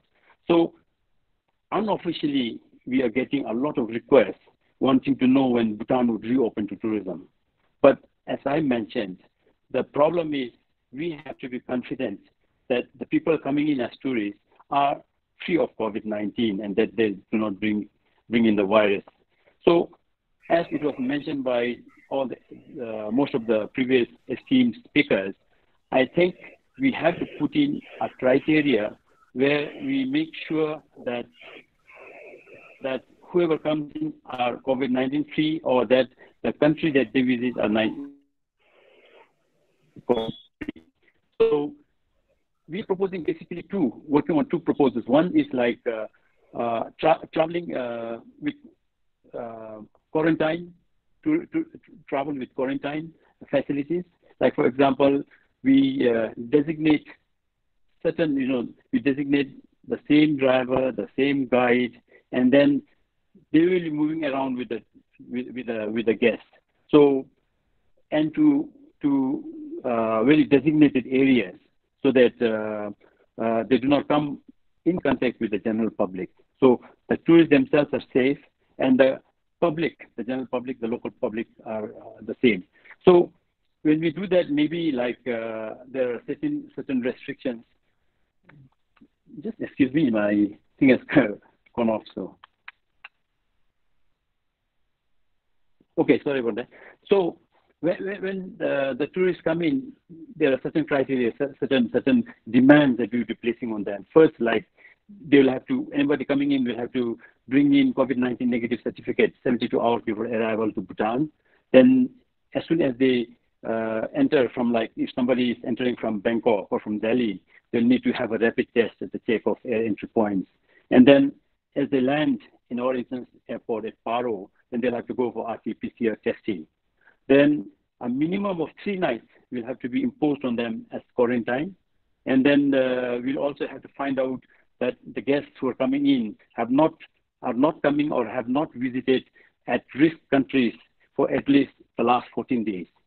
And as soon as they're here, they're required to wear a mask, maintain social distance, wash hands, all these SOPs to keep ourselves safe. And then we'd also like the guests coming in to have mandatory insurance cover. And then as they finish their travel in Bhutan, and depending on the requirement of the other country where they're going to next from Bhutan, maybe they'll have another RT-PCR testing 3 days before departure. That would be purely optional and based on the requirement of the other country. But as I was mentioning, travel with quarantine is basically that it's an option given to tourists that, like, one, as an example, they will be required to stay for 3 nights in quarantine. After the completion of this quarantine, he or she can travel in a quarantine mode with the same driver, with the same guide, and only meet identified hotel and identified trekking staff and go to very designated areas. And the other issue is maybe, we give them another option of, travel without quarantine, which means like if people opt for trekking, for hiking, then maybe as soon as they come into Bhutan, they stay with this particular guide, trackers, and then go to isolated areas in the mountains where there are no local people, and that they are actually prevented coming into contact with the local people, so that both ways the people are safe. So plan still being refined. I'm happy to share this with you, but we hope that a lot of people depend on tourism. A lot of people, for their livelihood, for their employment, depend on tourism, and I definitely hope that thing happens for instance to maybe a vaccine is found soon, or that COVID-19 is being able to be contained very soon, and that people are able to travel cross-border travel, and that without fear, or without fear. So this is a brief presentation from my side. Thank you very much, Shraddha. Thank you so much, King Jangwangri, sir. So we also look forward, for positive situations all around. We know that many people are dependent on tourism, and obviously our government and everybody has to work together to bring it out from the shock that it is in the tourism industry. Yeah. Thank you so much, King Jam Wangri, sir. Now, I would like to invite. Hello, sorry, did you? Yeah. Thank you, sir. Thank you, thank you. I would now like to invite Dr. Effendi Hansen, sir. And since we have many delegates from Indonesia today, so I would like him to speak a few words. Dr. Effendi Hansen, sir. Yes. Yeah, thank you so much, Sarada. And congratulations, all of you distinguished ladies and gentlemen. We meet again in this ABTO Google meeting. Very happy we can share our experience today. So now meeting not in the hospital, so outside already. Congratulations for that, sir. Thank you so much. So today you see that a few of Indonesians join our Google Meet. Yeah, I'm very glad also. Yeah, today you see heard already from Asita, Madam Rusmiatri, Association of Tour and Agency of Indonesian. And then we have here also Madam Lucy Salim, Chairwoman of Indonesian Buddhist Women's Society. Yeah, Madam Lucy Salim.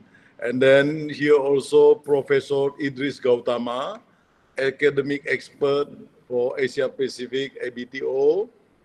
Mr. Samuel Savahabu, yeah, advisor of the Indonesian ABTO. Also Mr. Shin Pen, secretaries of the ABTO Indonesian. So thank you so much for joining our ABTO meeting today. So today I was given a test by Secretary General, Mr. Kumar, to inform about the Afghanistan. Actually, I know well about my country, yeah, about the Borobudur, Indonesian Buddhist circuit, and then so many of the Buddhist stature in Indonesia.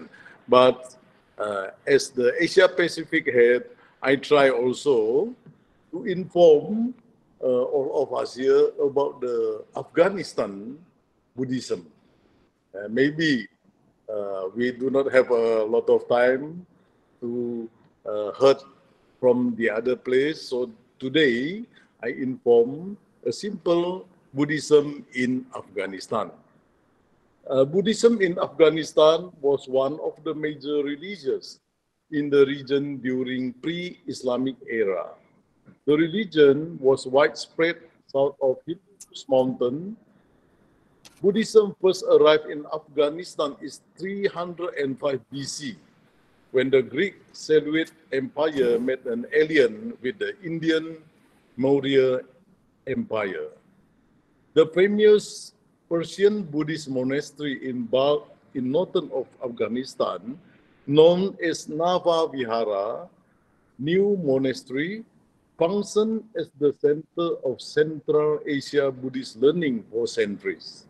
However, Buddhism in Afghanistan started fading with the Muslim Congress in the 7th century, but finally ended during the Ghaznavid in the 11th century. The Buddhas of Bamiyan were two of the 6th century monumental statues of Gautama Buddha carved into the side of cliff in the Bayan Valley, central of Afghanistan. The smaller, which was 35 meters tall, was constructed in 507 BC, and the largest statue was built 554 BC, as high as 53 meters tall.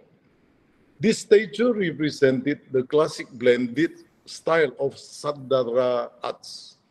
The statues consist of the male salsa, which means light, shine through the universe, and a smaller female Samama, mean Queen Mother, as they were called by the local people.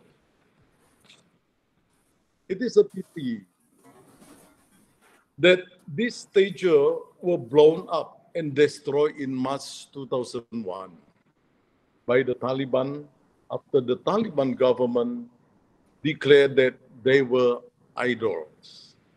International and local opinion strongly condemn the destruction of these statues. The destruction of the Buddha in Bamiyan inspired the attempt to build replicas of the Bamiyan Buddhas. In 2001, Chinese carved the 37-meter Buddha statue in Sichuan, which is the same height as the smaller statue of the Bamiyan Buddha. In Sri Lanka, a full-scale replica has been created, which is now known as the Tsunami Honganshi Viharanaya. It was founded by Japan Hangaji Temple of Kyoto. In Poland, the Arkady Fiedler Museum of Tolerance has a replica of the Bamiyan Buddha, and an 80-feet stone Buddha was inaugurated at Sarnath in India in 2011. It stands between the Thai Buddhist Vihara. Also, after 14 years, on 7 June 2015, a couple of Chinese adventurers filled the empty cavities where the Buddha was once stood with the 3D laser projection technology. They were saddened by the destruction of this statue.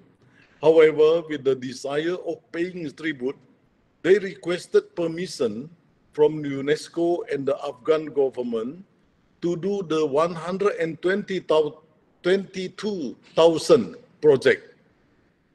So about 150 local people came out to see the unveiling of the holographic statue on Sunday, 7th of June in 2015. Now, work has begun to restore the Buddha. The project, which also aims to encourage tourism to the area, is being organized by UNESCO and the ICOMOS, also known as the International Country of Monument Inside.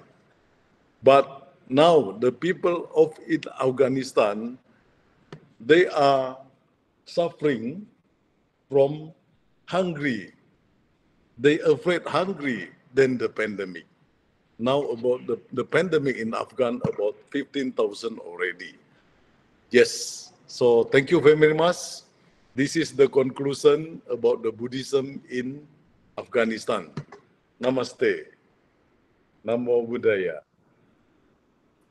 Thank you so much. Thank you so much. Next slide, Ms. Bengon, ma'am.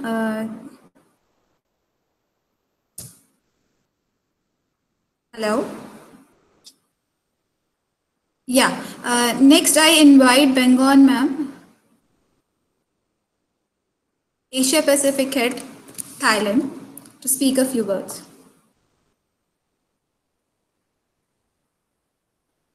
Bengon, ma'am. Yes. Yeah. Ma'am, I have a question as well for you. Yes. Yeah. So, how's your country opening up for international tourism? We have planned, at the beginning, we have planned that end of July, we could set for travel bubble for some country. But for now, we are not yet sure because of the situation 2 days ago that we get 1 more or 3 more case is bring by the Egypt military, which coming to Rayong. So the people now very, very panic. So we are not sure that we can open the country on 1st of August as our plan for now. But I think in September, in September, maybe we could have some news, because for now we don't know yet. Every day we have the meeting in the government because of we plan how we can do, what we can do.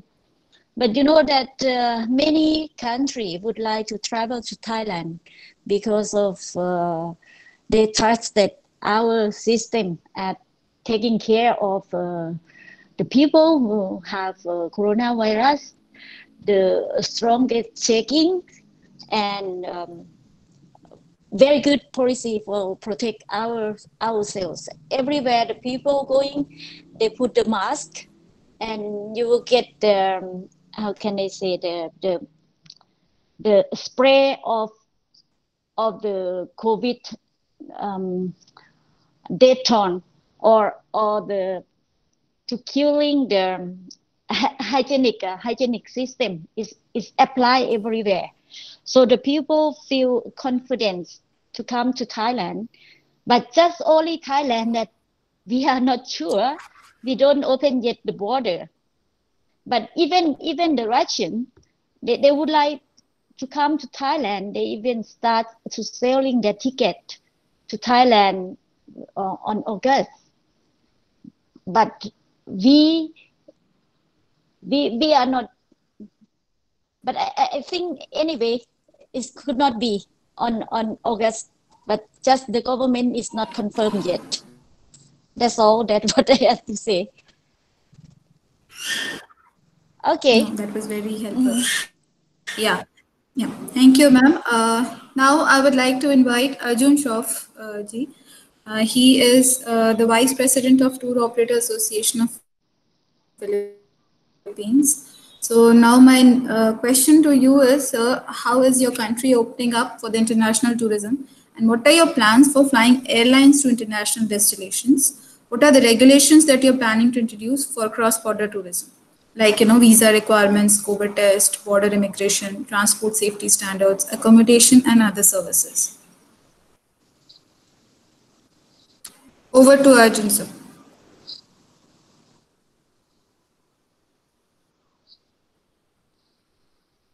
Arjun Shroff, are you there?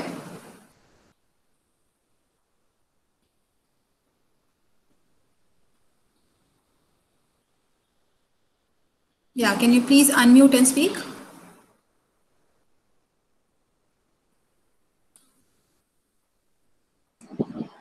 So, yeah, please.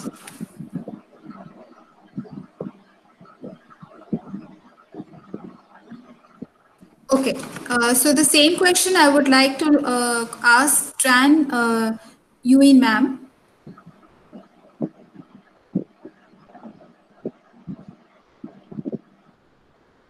Till the time we get Arjun Shroff back, I would like to ask the same question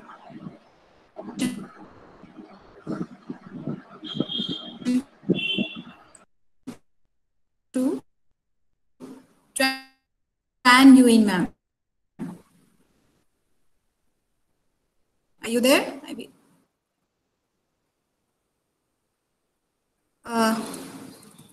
Hello, Tran Yuen. Okay, so I think she has got some technical difficulty. So we just move ahead, and we want to know from Mr. Ravi Bankar. Yes, so your views on what can be done, and then we come back to our guests till the time they sort out their technical difficulties.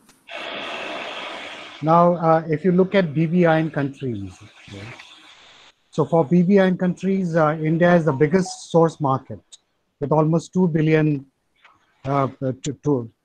travelers making an annual trip domestically. So they need to look at India as a potential source market for promoting cross-border tourism, especially Nepal, because we have seen,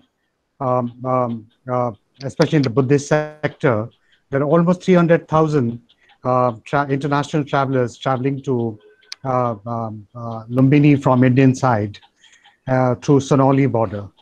But there are the instances and the cases of barriers in facilitating migration, immigration, and transport services. So the government of Nepal, the government of India needs to come together and look into this particular aspect of promoting or facilitating easy immigration, uh, uh, easy visa facilitation, or they should waive the visa charges for traveling to other countries. Then there are other aspects. For example, Bangladesh. Bangladesh also should promote cross-border tourism between West Bengal, Northeast, and other states of India, which are high potential markets for Bangladesh. Bhutan, I'm not sure because now they have stopped free entry of travelers from India, Bangladesh, and Maldives, and they're imposing entry charges on these citizens to travel to their countries. So, first of all, Bhutan needs to waive these charges because India forms almost 60% of the international tourist arrivals in Bhutan. About almost 150,000 travelers are there out of 275,000. So India has a potential market for that. Similarly, for Southeast Asia, I think um, uh, Thailand can be a hub for cross-border tourism in Southeast Asia and the ASEAN markets, because Thailand is the most popular hub where travelers have all the facilities, all the infrastructure, and they can travel seamlessly to other countries because of the high quality infrastructure available in Thailand. Also, Thailand has developed excellent road systems connecting to neighboring countries, especially Malaysia and Vietnam and other countries. Thailand is also very important in today's scenario because almost 40% of travelers from China are visiting Thailand. So these Chinese travelers can also transport it to other countries by cross-border tourism. Similarly, Malaysia, Indonesia, Philippines, and also Vietnam are potential areas for regional cooperation in cross-border tourism. So these countries need to come together, form partnerships. They're already existing travel alliances between countries are there. But now we need to create tourism promotion councils for cross-border tourism, dedicated promotion councils with funding from other countries, from funding from all the countries, and proper structures for travel in the area. Moreover, Thailand and the other countries in the Southeast Asia have less incidents of COVID cases. So these are, we can say, safe destinations to travel. Yeah.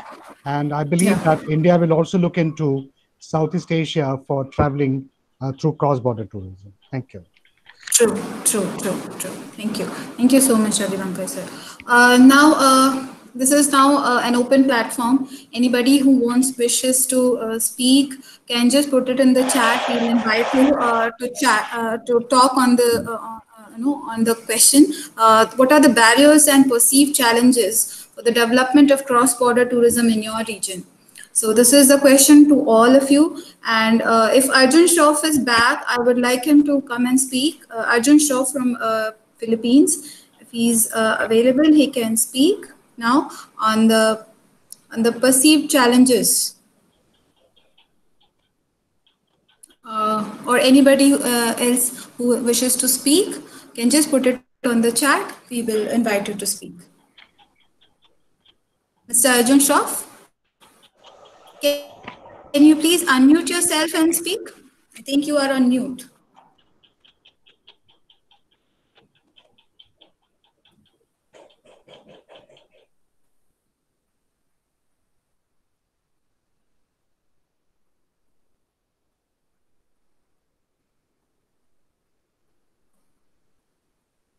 So we would like to know, hello?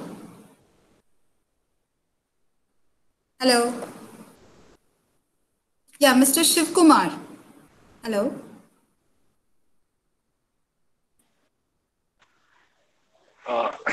Yeah, Mr. Shiv Kumar, we want to know from you. Yeah. So, can you please speak, on the barriers and perceived challenges of, cross-border tourism in your region? Yeah, no. Yeah, yeah, can you hear me? Yeah, Yeah, yeah, we okay. can hear you. Thank you. Go ahead. Good. First of all, good evening, everyone. So, Yes, yes, I heard your question. Good evening, everyone, and good evening to our distinguished chief guest and my fellow friends. I thank Mr. Kaulesh Kumar, General Secretary of ABTO and the founding member of ABTO for giving me the chance in this webinar. So regarding my region, that is, I am from Cambodia. So here the situation is really okay by now, but the thing is, all the borders are closed, like Thai border, Lao border, and we just opened the Vietnam border. So Vietnam border is open by now, but the thing is only for like heavy like transportation. There's no people going around. They don't allow people to cross border only for what do you call special food items, goods like that. So only for that purpose the border is open, because Cambodia is fully rely on our nearby countries like Thailand and Cambodia. As the Thailand border is closed, we had to rely on Vietnam for our essential food items. And one more is that the most profitable business in Cambodia is tourism business. But now, because of this COVID issue, it has been mostly affected, and it will take at least a year to all the travel agents and the ministry to get back to the business. And now they're trying to promote tourism by the local people, like local people and the foreign nationalities who are staying in Cambodia.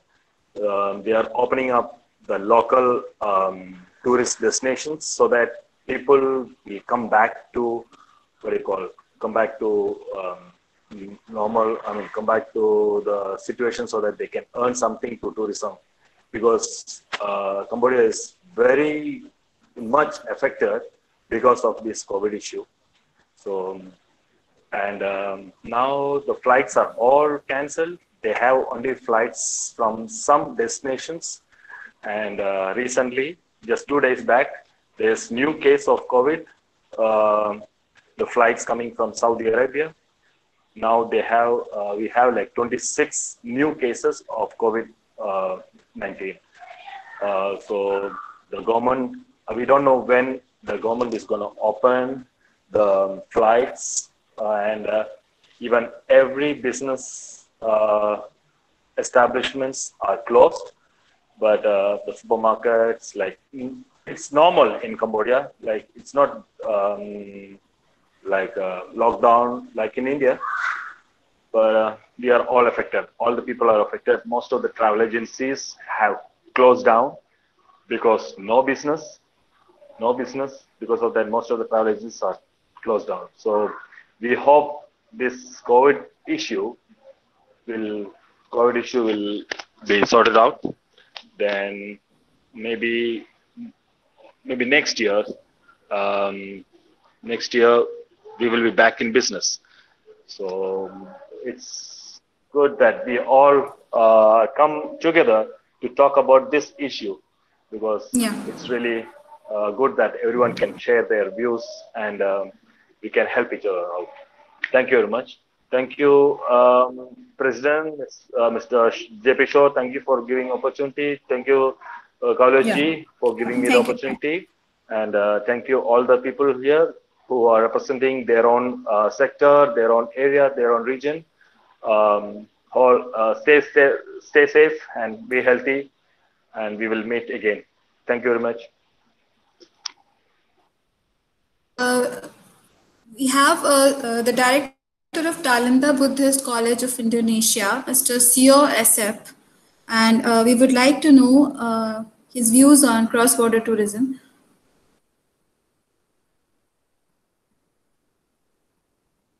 Do we have Mr. Sio Asep? From Nalanda Buddhist College, Indonesia. I think he's left the meeting. Okay. So then we invite Nawon Kim. Yeah. So she wants to speak on cross-border tourism. Yeah. So yeah, please. Nawon Kim. Hello. Hello. Can you hear me? Okay. Yeah. Yeah. Hello. Hi. Yeah, My name is Nawon Kim from Asian Development Bank. I'm a designated project officer to support the Buddhist circuit tourism development. Thank you very much for inviting me for this webinar. And then it's very great to meet you all. Sorry, my computer camera is not working, so that's why I'm using my computer instead of iPad. I should have done it. Sorry about that. We had a high-level discussion with the government of India and then ADB president in a few years ago.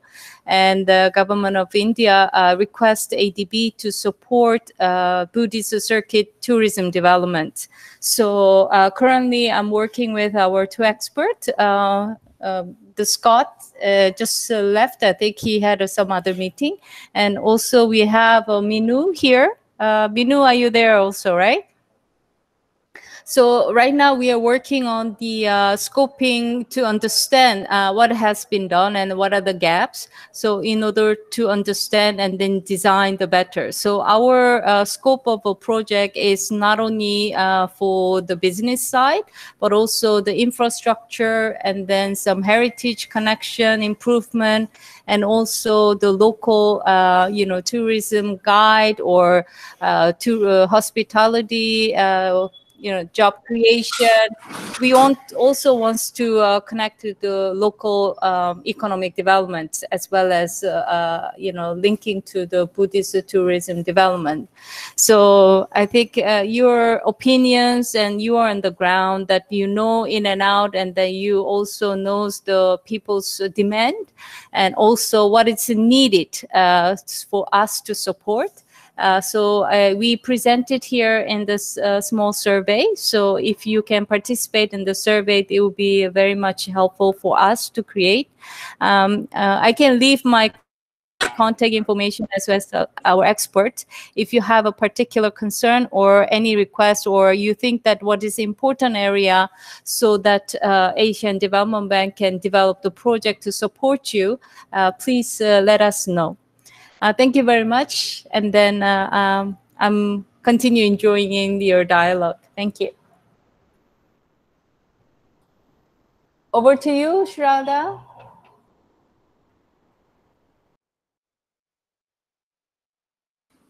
Thank you so much. Yeah. So we have Madam Lucy Salim from Indonesia who wants to speak. Madam Lucy Salim. You kindly introduce yourself and speak. Are you there?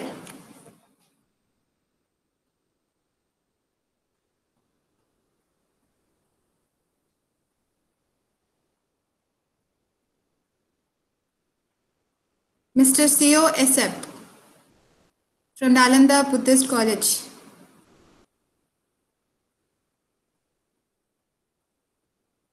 So am I audible? Am I audible to all? Yes, Shraddha, you are audible. Okay. So, okay, we have Rusmayati Patindo. Yeah, so, hello? Rusmayati Patindo. We can we hear from you? Yeah. Yes. Hello? Yeah, so my question to you is, what is the strategy for cross-border tourism in your country, and how are you seeing the post-COVID-19 revival? Okay.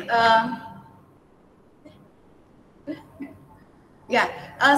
Before I ask your question, can I have presentation? Okay. Yeah, please. Okay. So,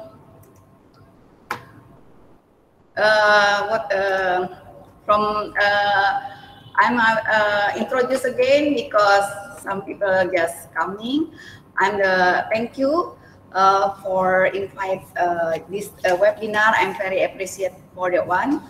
And then sorry, I cannot mention one by one because so many people, but I'm very appreciative join this meeting.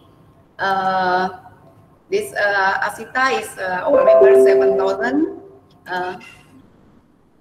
Can you see in the this is Asita, our member around 7,000 travel agency, and then across 34 province. And then next, this is Asita because right now we know with the COVID-19, 90% member no activity. So we prepare reopening business, and then to make spirit our member, we organize event 2 times a week for Asita member, namely one business talk every Saturday, and then Asita in one talk every Wednesday. You know, travel industry in very impacted. For like example, like what you already mentioned also with the speaker, for the flights, airport, hospitality like hotel, also lifestyle.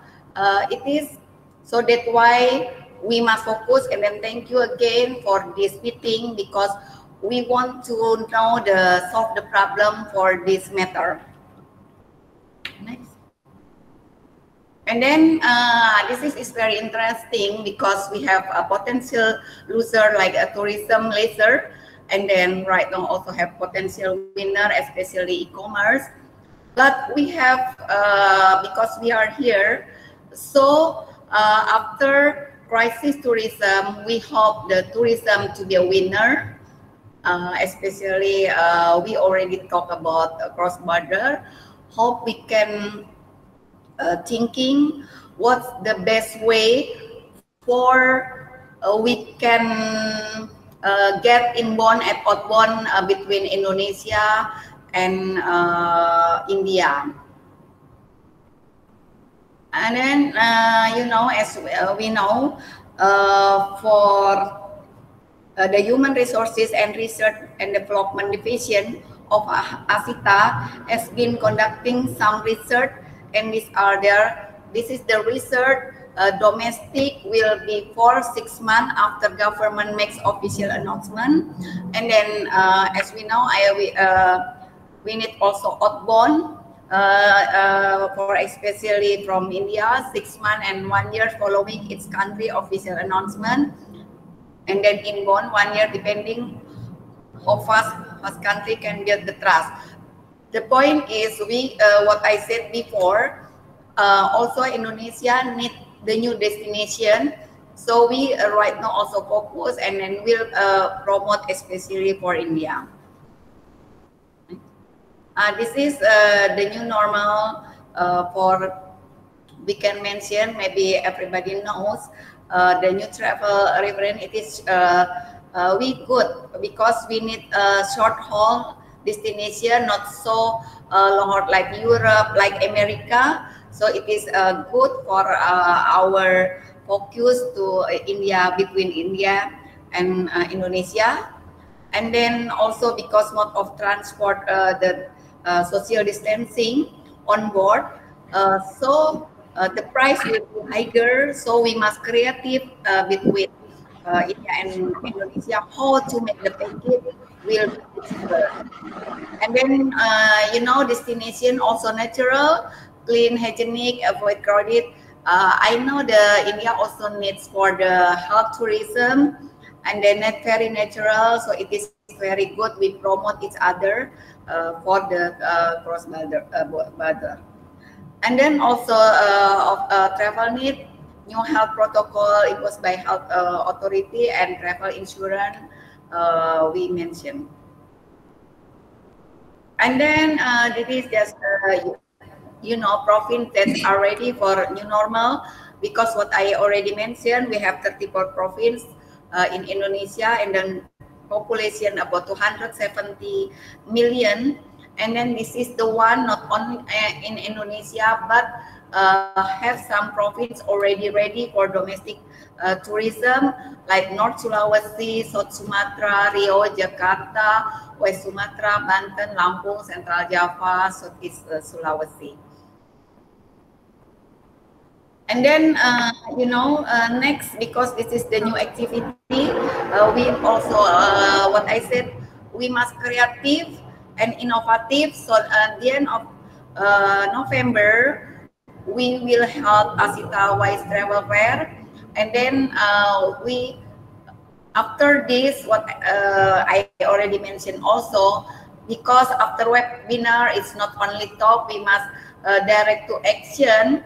And then we will focus, it is also have my friends here also, I know, thank you, nama-nama. I will mention the last time what I said, I already make a discussion. So after this, we make action, and then we promote in ASITA Fair the end of November. Like right now, for example, go to here have Kuala Lumpur, Bangkok, Singapore. It is only 1.2 million. And in domestic, like Bangka Belitung, it is not more than 1 million. The point is, I want to tell, we must action after this pasca COVID, because right now already, or everybody mentioned already, 4 months is no activity, especially for travel agency. And then also, I have ASITA on, so that's why we can see ASITA on. It is our member 7,000. We promote all the province, and we can sell what I said before.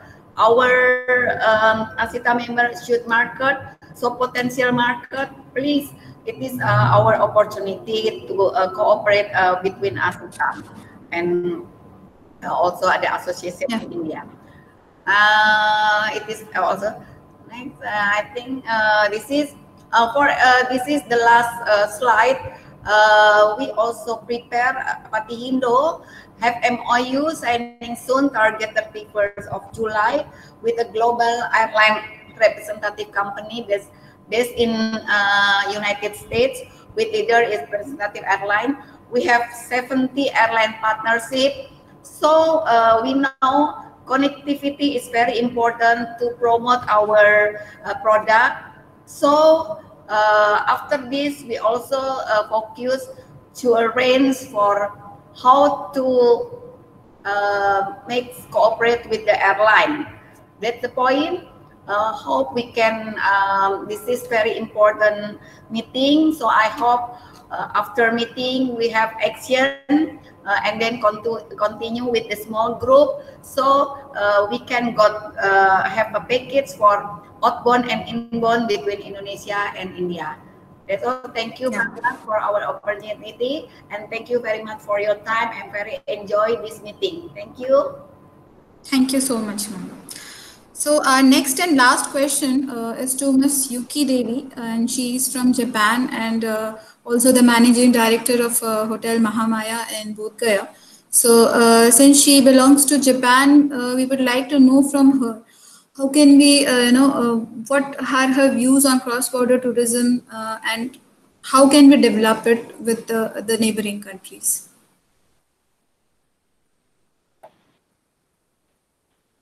Hello, namaste. Thank you very much for inviting me, and thank you very much for all the members. And I'm very happy to be here. And just about here, I'm in Bodh Gaya now, and the Mahabodhi temple opened again last month, and just keeping social distance, like 1 meter each, and we can visit. And here in Bulgaria, very few cases found here.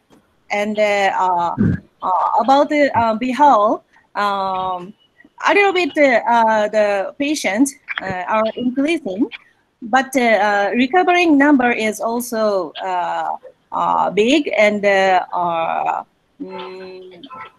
actually, there's not so much patient here in Bulgaria, but actually from tomorrow, the lockdown will be held again, so that the COVID-19, what can I say, don't spread. And about Japan, it's normal. Already it's normal in Japan, and the cases are very low. Only Tokyo 100 or 150 new cases, but the death rate is almost zero every day. So in Japan, it's very normal. But actually, Japanese people are very careful people. So there's no lockdown in Japan, but people still don't want to travel around. So Japanese government issued coupon ticket, discount tickets for people to travel in Japan. And Japanese government recommend people to travel inside their area. Like Hokkaido people can get a discount ticket to travel inside Hokkaido like this. And the international flights are also are still limited. And I hope the whole Asia's situation be better soon.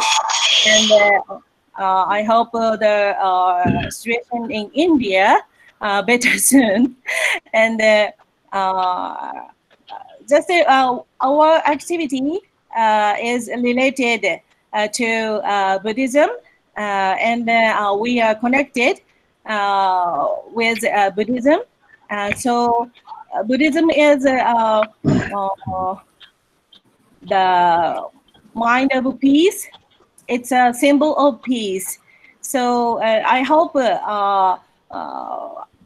we can spread the peaceful mind together. We can fight against Corona, and after the Corona pandemic, we will connect again, and we will be success again.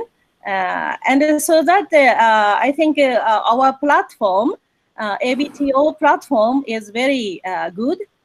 So until the post-corona situation come, we can introduce and promote ourselves together on the ABTO platform. That's all from me, and thank you very much, all the persons here. And I'm very happy to be a part of this great people, and hope you will be safe. Thank you very much. Thank you. Thank you, Yuki ma'am. Yeah, so I think we have Idris Gautama sir. So last we hear from him, and then we proceed to the vote of thanks from Vijay Mohan sir. Yeah, Idris Gautama sir.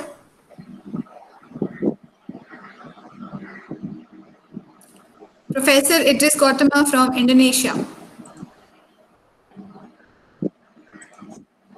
I see he's there, but so you're muted. So I think you have to unmute yourself and then speak. Hello, Yeah. everybody. Good evening. Thank you so much for the invitation. I'm sorry because maybe the signal is not so good. So my picture will be not so good if I'm using the camera. Actually, thank you so much for this seminar, because I think that it is very important for us to understand each other.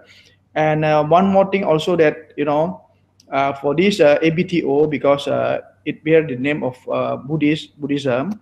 I think that of course we respect all other religions, but to make the ABTO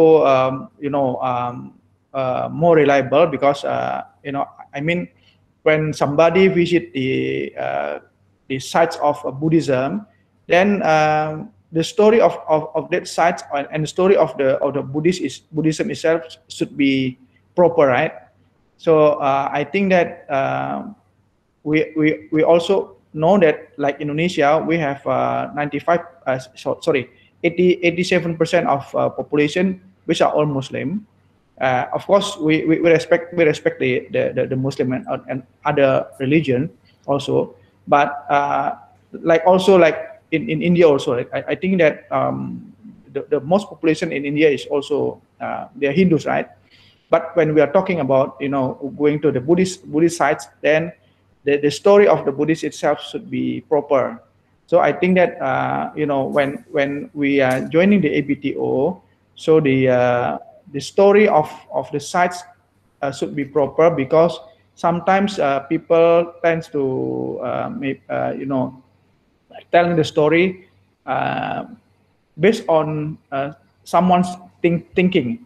So I think that, like Mr. Kumar in the past, he also suggested that there is a kind of short course like that to make all the things proper, right, Dr. Kumar, right? So I mean, if somebody who joined the ABTO and then they have a pilgrimage or journey to the Buddhist sites, then all the stories should be proper. And I think that this is a good occasion for us also, because I'm from education, and I think that we are not politicians. So this journey of Buddhism can make us, as a one world citizen, right? So in India, in Indonesia, we can go closer, and then also with Nepal, with China, with Taiwan, with Thailand, like that. So with Nepal, with every country. So I think this is a very good occasion for us, and that's what I want to address. The first is about the real story of the sites, and the second is let us gather together as one world citizen, and like the Buddha's teaching, the compassion come first. Thank you so much. Thank you so much, Idris. So now we are coming towards the end of the seminar, and we would request Mr. Vijay Mohan sir to give a vote of thanks. Yes, Raja. We wish to thank Shri Prahlad Singh Patel, the Union Minister of State for Tourism and Culture, Government of India for his presence and assuring his support to the Buddhism circuit and ABTO. Thanks, sir. We also thank all the 12 countries who participated in today's cross-border tourism, and would also like to thank our other friends who have come in from the other countries across the world who joined the webinar. Also would like to thank Mr. Vinod Zutshi sir, former Secretary to the Ministry of Tourism, Government of India, and Dr. Lee, Senior Director in the United States Peacekeeping Force Council of Southeast Asia. We also thank and acknowledge the presence of the Asian Development Bank, and also would like to thank all the speakers, Bikram ji, Ravi Bankar sir, our President Mr. G.P. Shaw, Mr. Kaulesh, our Secretary ABTO, for getting this wonderful webinar organized. Thanks a lot to all the participants who have come in. Thanks a lot once again on behalf of ABTO. Thank you, Vijayamanji. Excellent. Thank you. Thank you. Thank you so much. Thank you so much, everybody. Thank you. See you soon.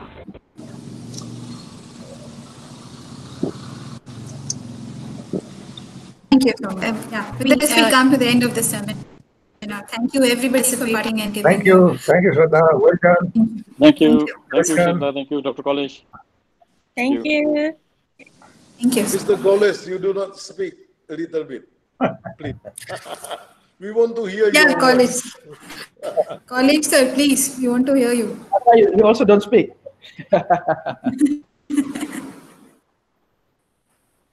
Dr. Kumar, thank you. Okay, sir. Come on. I think he has some technical issues on his end. Yeah, I have problem with the signal. It's not good. Yeah. Okay, so we leave. Yeah. Thank you. Thank you, everyone. Thank you. Thank you. Good night, everyone. Bye-bye. Thank you. Bye.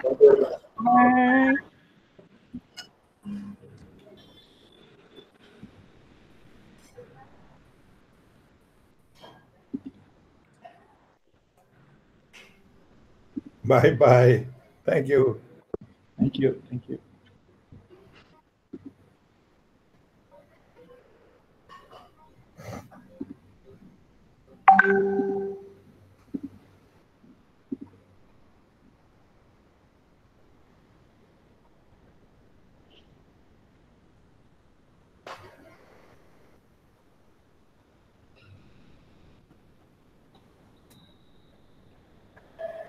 Am I looking at the mic college again? It's impossible.